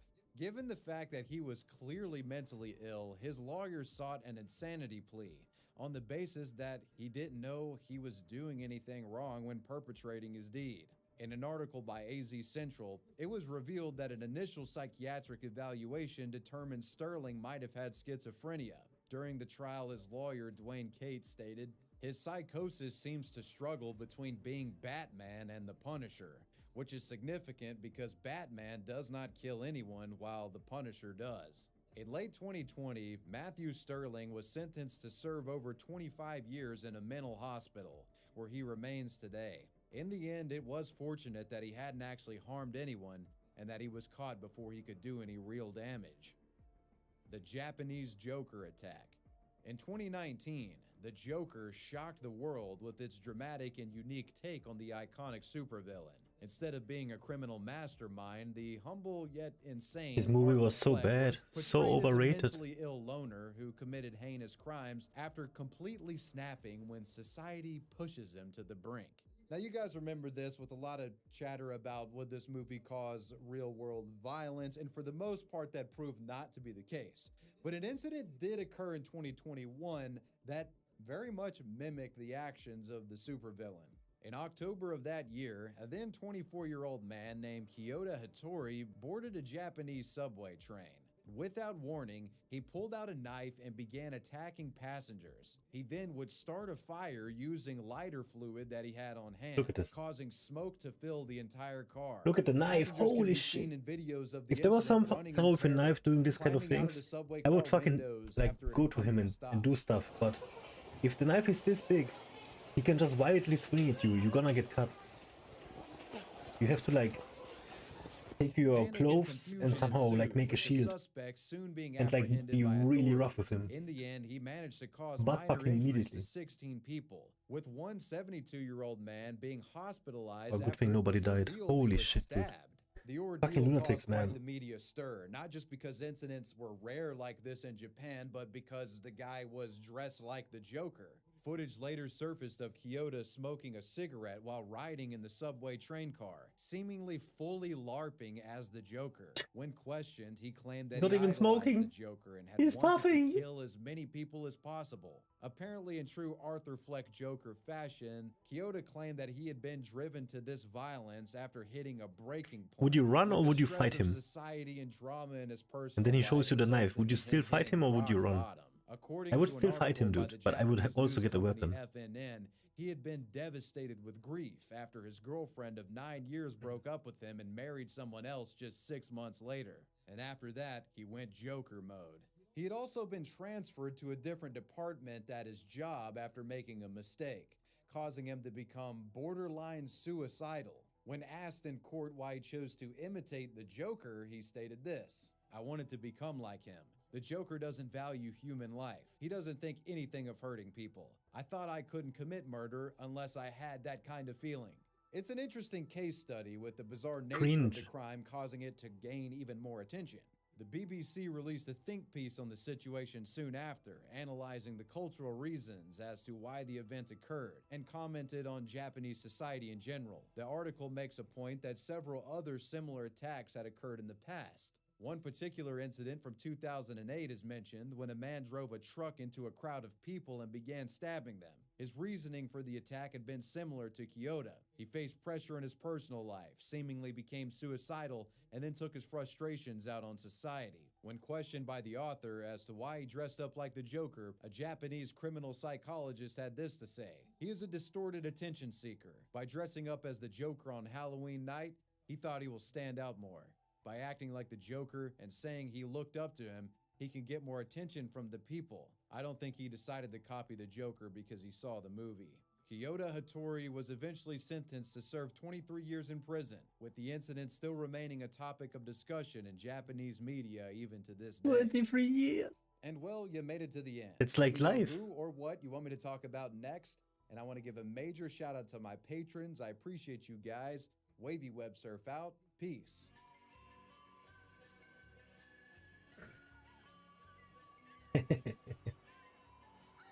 Muss aufpassen halt, ne? Mit Messer. Schwer, man braucht halt auch eine Waffe.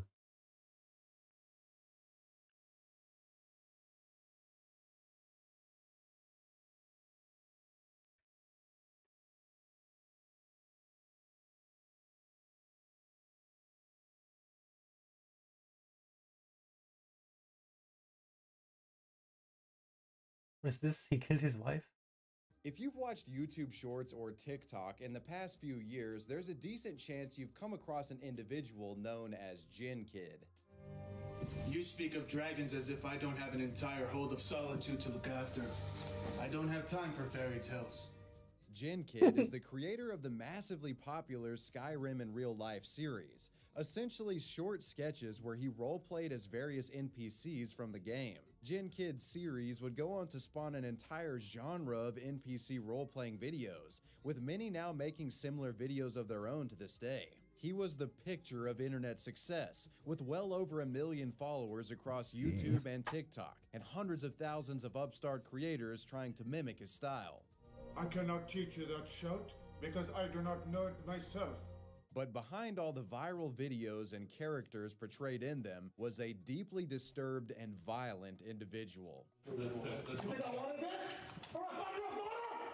In October of 2021, Jin Kid's meteoric rise to social media stardom would be cut short after he was arrested and charged with 2 counts of murder, not in Skyrim, but in real life.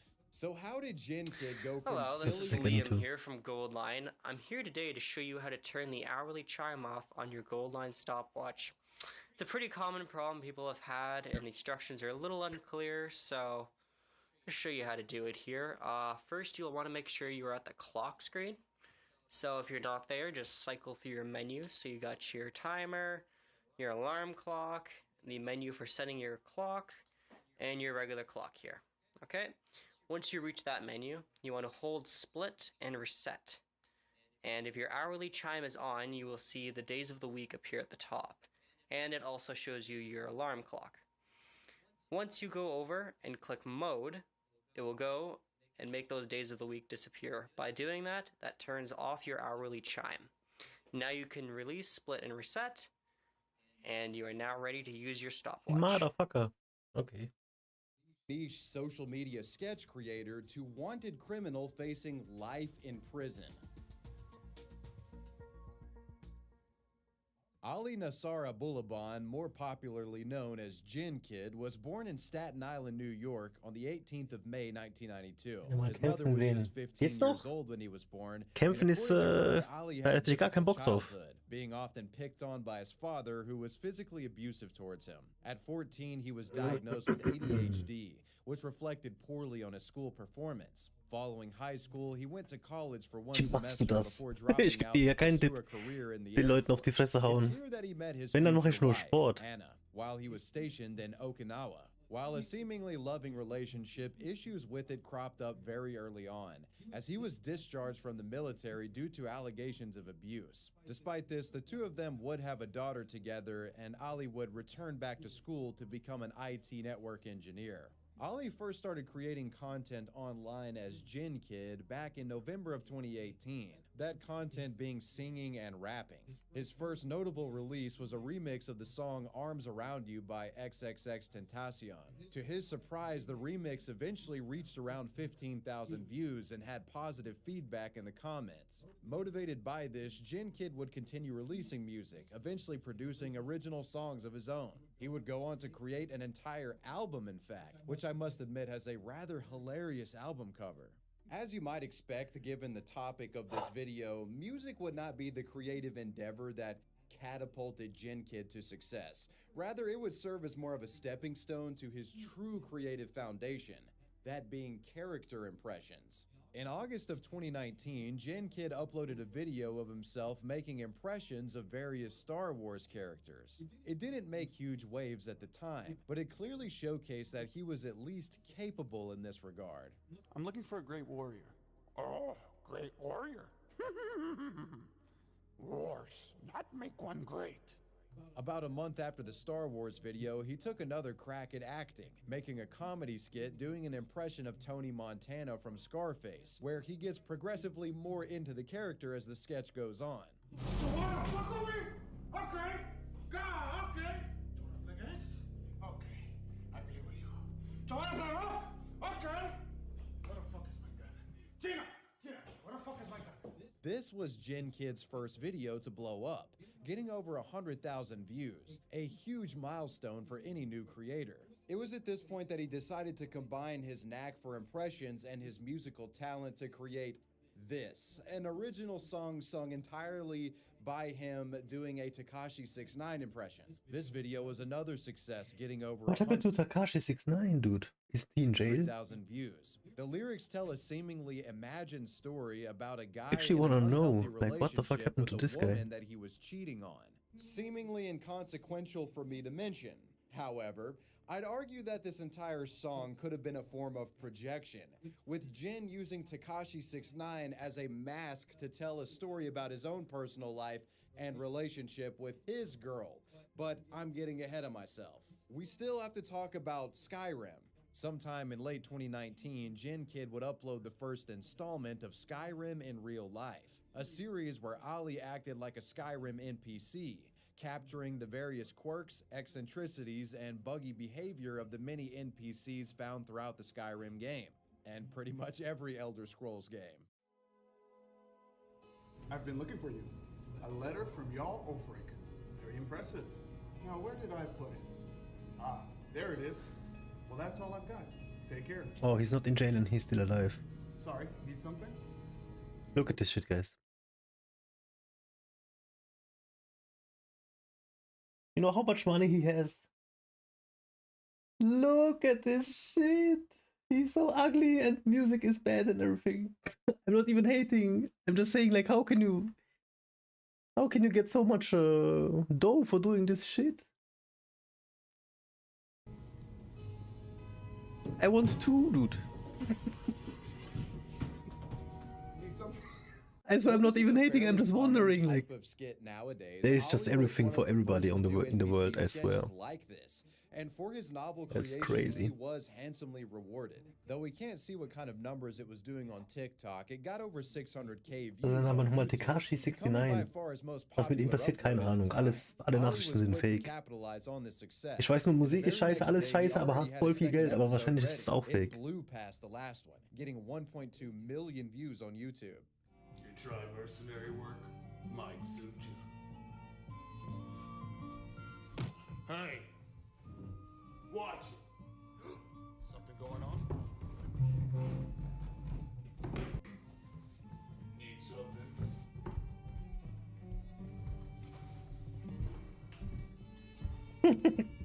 His TikTok account was That blowing wasn't too up bad, at an dude. unprecedented rate, and he would Yeah, we gotta accrue get an on TikTok, impressive man. Fuck. 941,000 followers. And then what am I gonna do for these Though kids, dude? Skyrim IRL was by We need far to get his all their most clicks. popular series, he still continued to produce other content like impressions of Tony Montana, John Trying to build a Wick, brand and here. other kinds of characters. By the end of the year, I wanna sell like my own pre-workout or something. Okay. Just watch my back. This is not Call of Duty, man, okay?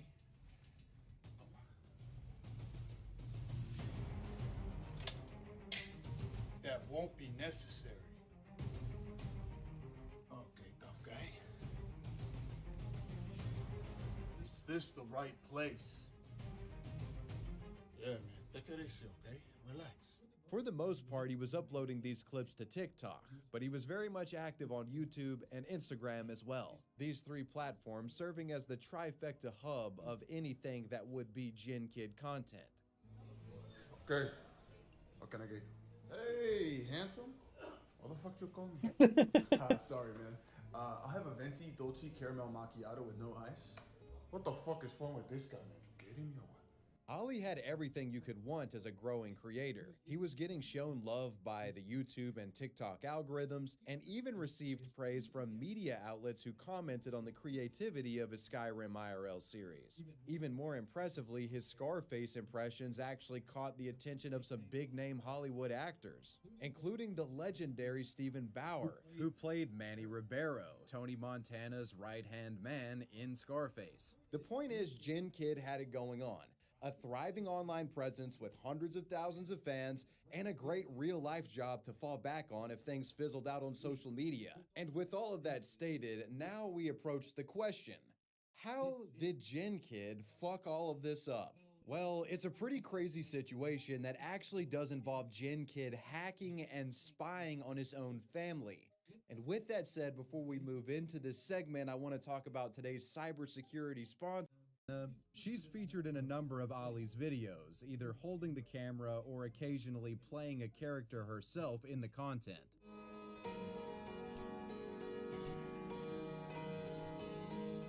Get yourself one of these guys that does shit like this. Marry her and GG. While the two seemed happy together on camera, their off-screen relationship was apparently not so harmonious. When the two were living together back at Ali's mother's house in Virginia, the mother has gone on record testifying that she often heard them argue. At the time, she didn't think much about it, believing it to be nothing more than the bickering of a young couple, though it appears more was at play, as around the time of Ollie's initial blow-up on social media, him and Anna had gotten in a dispute that resulted in Anna floating the idea of getting a restraining order against him, though it seems Ollie's mother eventually dissuaded her from doing this. Associates of Anna have also spoken out about the brewing discord in the couple's relationship.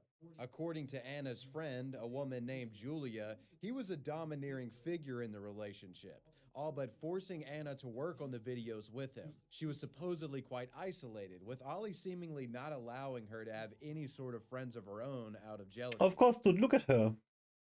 Though as many troubled partners do, the two continued to stick together. The couple eventually moved to San Diego in February of 2021 at the behest of Anna, who wanted to live closer to some of her friends from Japan. The move wasn't exactly smooth sailing, and at some point, Ali became addicted to drugs, including cocaine. According to Julia, Oh, it's the money drug. the Skyrim That's a IRL classic. creator became jealous of his wife Anna, who despite her initial fears actually began to thrive socially in the new San Diego environment. Whenever I took cocaine, I would be like, Virginia. Gin Kid, yeah, that's not gonna growing last. more It's too possessive of the expensive. woman, wanted her to always be on the sidelines. And But I seeing don't that think she I was would take forming it her own much if I social had money as circles, well. he would step in and start Because I just actively like being prohibiting her from going out with friends just fit unless and it was like explicitly good in my head and permitted by everything, you know? him. Anna's friend It's not Julia worth has it. also recalled an incident involving her and Anna returning from a gym workout But this shit is and addictive, finding holy an shit. irritated Ali waiting for them. It all She depends on your witnessed Anna surrounding, and right? Ali get into a heated argument. An And what you argument do that with it. boiled over into Ali throwing things at both of the women and accusing Anna of cheating. I would on not see her. any She reason says to in have this to take it. argument that Ali demanded Anna to have more sex with him, arguing that because he had helped her move to the United States, he basically owned her and she was like his slave. Anna had thus far chose to stay with Ali for the sake of their daughter, as she was worried she would get deported or lose custody if they split up. Though likely seeing how dangerous the situation had become, she tempered her fears and ended up calling the police and reporting him for domestic violence. When the officers With his came, car. Ali recorded the entire interaction, which the police found unusual. Quote, "Most people don't record their conversations with the cops," a responding deputy is quoted as saying. Though in fairness, I'm sure cops would like if you didn't record them, but we're still gonna fucking record you, dog. With no physical injuries present, police wouldn't make an arrest. Speaking of recording things, Ali started publicly humiliating Anna on social media, recording her during their arguments and commenting things like, "This is what a bitch looks like." Around this time, Ali was also facing trouble at Aw, his man. real-life military IT job. What In an July of idiot, dude. 2021, he randomly stopped showing up He at had it work all and without he any threw it away, announcements. man. What a Later that fucking month, he story. requested short-term disability, which was granted. When he returned, he was on good Chin behavior for a crush. while, but he quickly fell into his old habits of drug abuse and physical abuse. With trouble in both his personal 3 and von 10 professional gebe ich life dem, and the sorry. turmoil surrounding everything, it was obvious that this marriage wasn't going to last. The straw that broke the camel's back was when Anna found out that Ali had been cheating on her.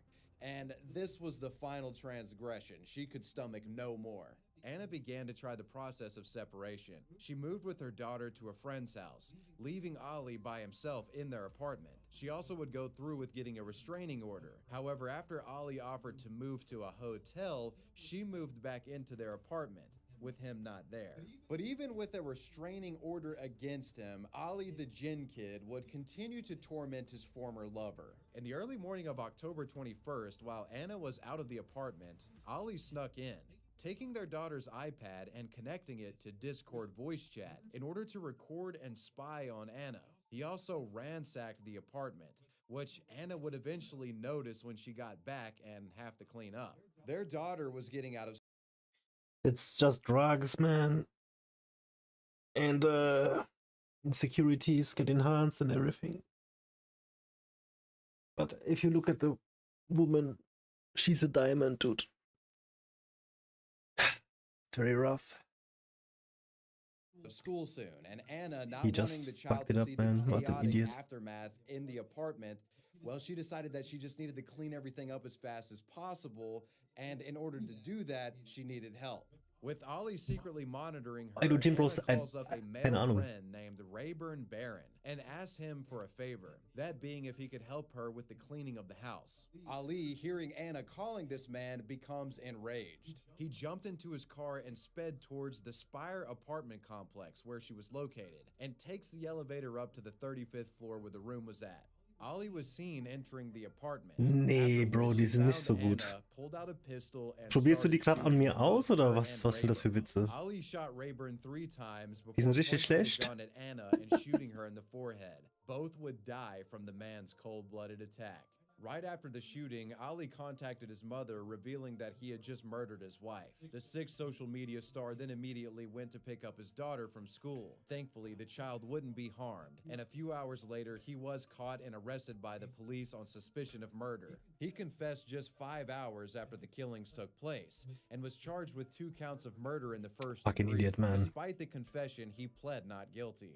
News of the event quickly blew up on social media. He leaves a daughter Attention led to without her requests for mother. interview, with Ali eventually accepting a request by Fox 5. While he was open about the case, what made the interview interesting was just how emotionally volatile I'm he was disgusted, throughout. man. But what were you thinking?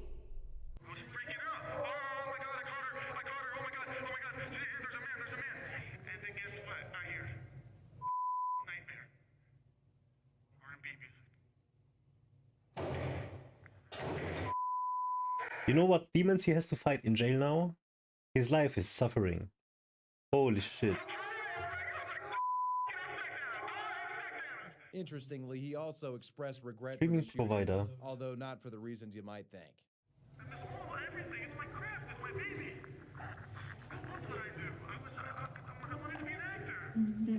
How old was he here? He looks young, right?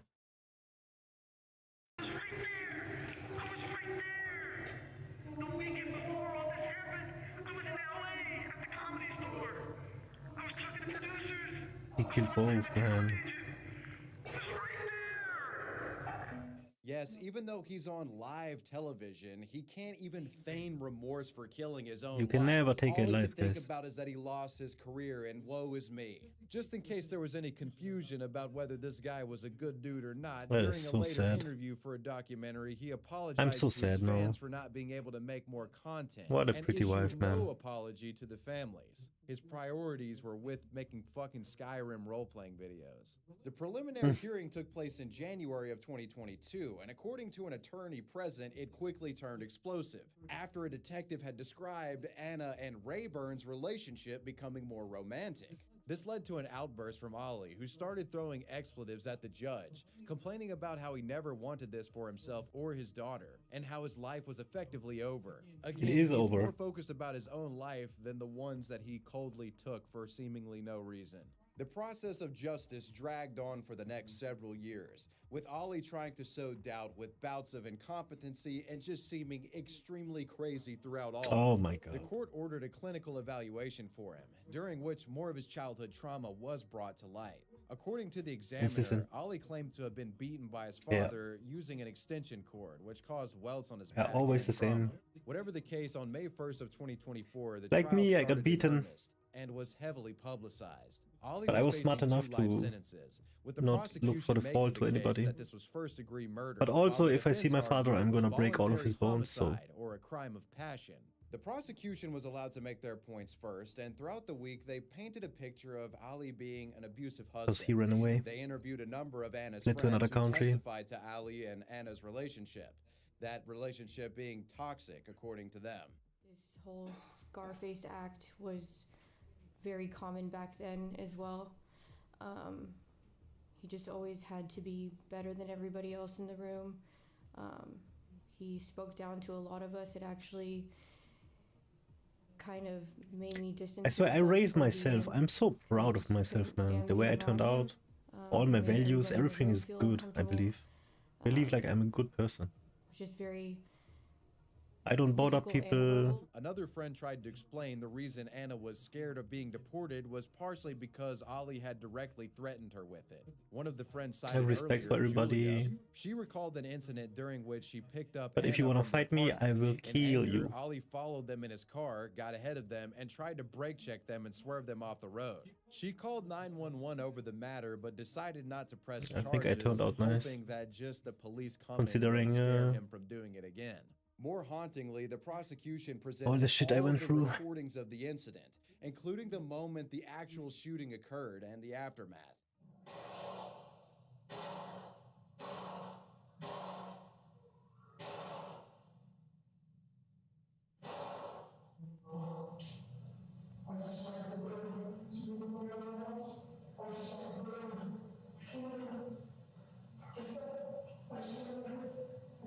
As these clips played, Ali cried, although it's hard to say whether he was feigning grief or feeling actual emotion here.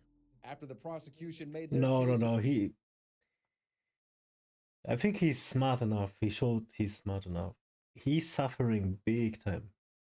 It was time for the defense to step up. Since they were trying to prove that this was a crime of passion, their main goal was to give the impression that Ali wasn't in control of his faculties due to mental illness at the time of the crime being taken place. They also tried to say that the coke addiction had something to do with it. Cocaine is gonna... I had a friend who had to break ties because he was taking so much cocaine. It changed his personality like severely. You could really see they called several witnesses, the difference. It was crazy. It really changes people. And Ali's mother. When his mother came to testify, she actually blew him a kiss before sitting down and then promptly broke down crying, believing her son to be innocent. She detailed the relationship as being more mutually toxic, with both of them being physically abusive to each other. She also pleaded that he was suffering from mental issues due to severe childhood trauma, which Dr. Lehman further confirmed. However, perhaps the craziest part of this trial is that Ali eventually took the stand himself. Now, this move is generally discouraged by any solid attorney, as it's an easy way to completely burn yourself in the eyes of the jury as you expose yourself to a prosecutor's cross-examination. However, given he had already been caught dead to rights, he was basically banking on the idea that he could sway the jury by humanizing himself here. It was like a Hail Mary attempt. So how did it go? Slapping. Her friends? Slapping Anna. I would never do that in public. I never did that. He spoke about his abusive childhood, saying, among other things, that men in his culture were supposed to be strong and patriarchal, while he was much more similar to his mother. You're supposed to take place of your father. You're supposed to be the father when he's not there or at work or things of that nature. However, I was a lot more like my mother, and that posed a lot of problems. He talked about his ADHD and his struggles with self-worth, and he also went into his military career, detailing the incident that had led him to getting discharged. Well, I had learned that there was a house party that I was not invited to.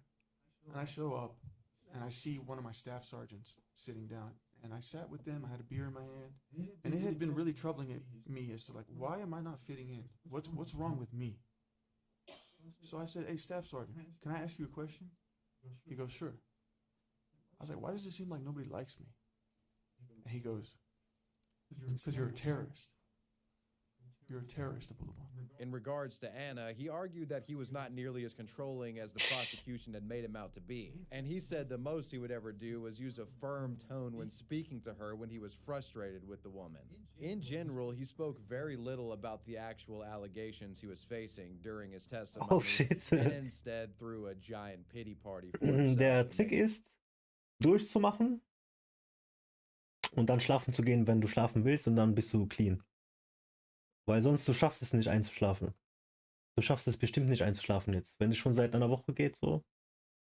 Dann, was du machen sollst jetzt, ist durchmachen. Und einfach das durchziehen. Einen ganzen Tag durchmachen.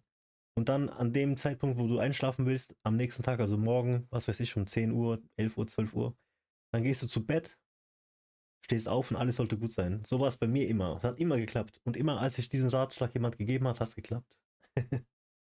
Viel Erfolg, Mann.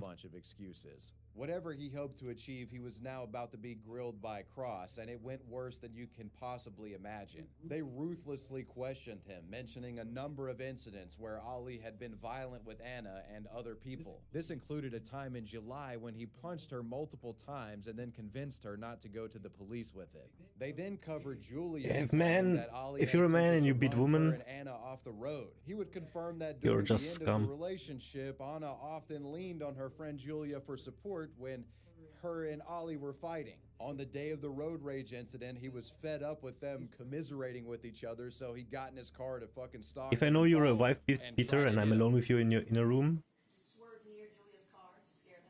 no, I pulled we're up going to the hospital. To the adjacent lane, and side by side, and I told him to pull over. I will make you my bitch. Yeah, we were just. I will make you was feel like a behind her the woman. whole Trust time, me. And then at some point, I moved to the left lane to be window to window. What a horrible story, man. I swerved in She front was of so him. pretty. Just to try What to a stop waste. him, yes. I did. But the saddest thing is her daughter. This here. I was trying to get Anna to come back with me. And Anna did not want to come back to the apartment with you that night, right? Initially. She made that clear to you, right? Besides Anna and Rayburn, the people that he was most frequently violent with were individuals in his own family. Sometime during Ali's mom's divorce, she was in contact with somebody named Mr. Sharma, an online individual, and they supposedly became romantically involved. This upset Ali as he felt like he was cheating on her dad even though they were getting a fucking divorce.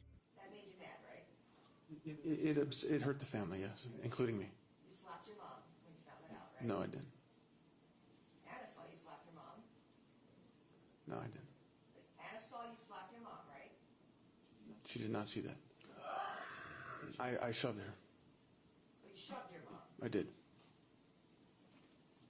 So you didn't slap her, you shoved her. No, I shoved her.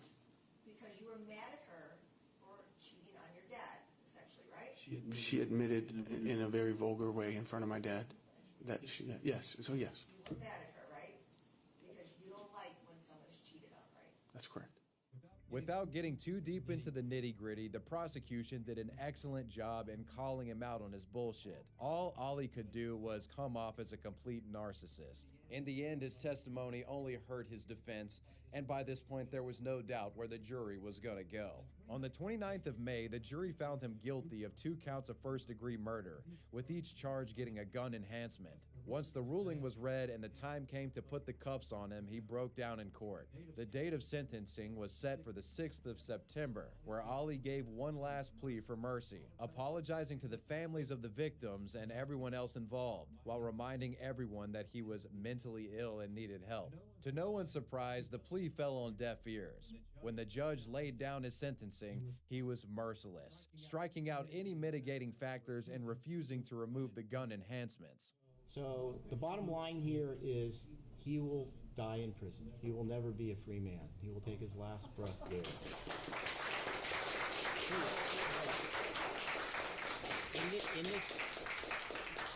Please. In the end, he was given 2 life sentences without parole and an extra 50 years for the 2 gun enhancements. As of today, his TikTok has been deleted, although his YouTube channel is actually still up. Tragedy. About a week after the sentencing, someone uploaded a video to his channel titled Murder or Manslaughter, sharing about 14 minutes worth of clips from the trial, concluding with a still image that said, "This was a crime of passion." I have no idea who had access to his account. I'm thinking that it could be his mom. Wow, that's crazy. Needless to say, the commenters under this video were not impressed. In the world of social media, it's easy to get lost in That's the sea crazy, by what you dude. see on screen. Looking at Ali's videos, you would have thought he was a funny, likable, and easy to get along with guy with a good sense of humor. And there were certainly hundreds of thousands of fans around the world who felt that way, not knowing anything about the dark secrets that laid beneath. Much like some of the enemies in the video game itself, this Skyrim IRL actor was a straight up monster, and I don't know about you guys, but I'm happy that he's spending the rest of his life in prison. And well, you made it to the end. I want to give a major shout out to my patrons. I appreciate you guys. Wavy Web Surf out. Peace.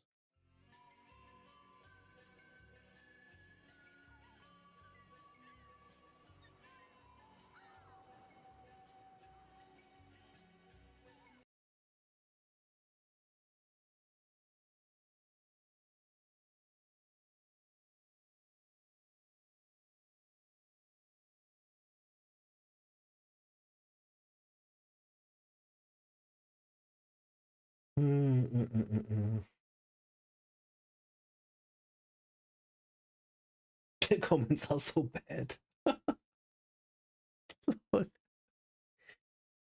Oh god.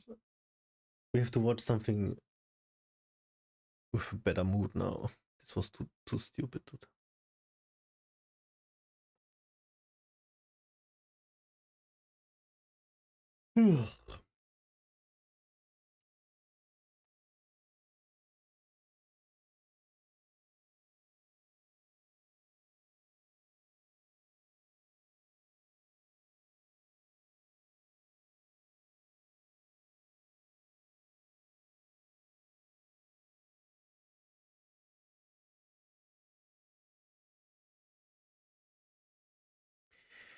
Fuck, it's actually again late as fuck. And I still need to eat again. I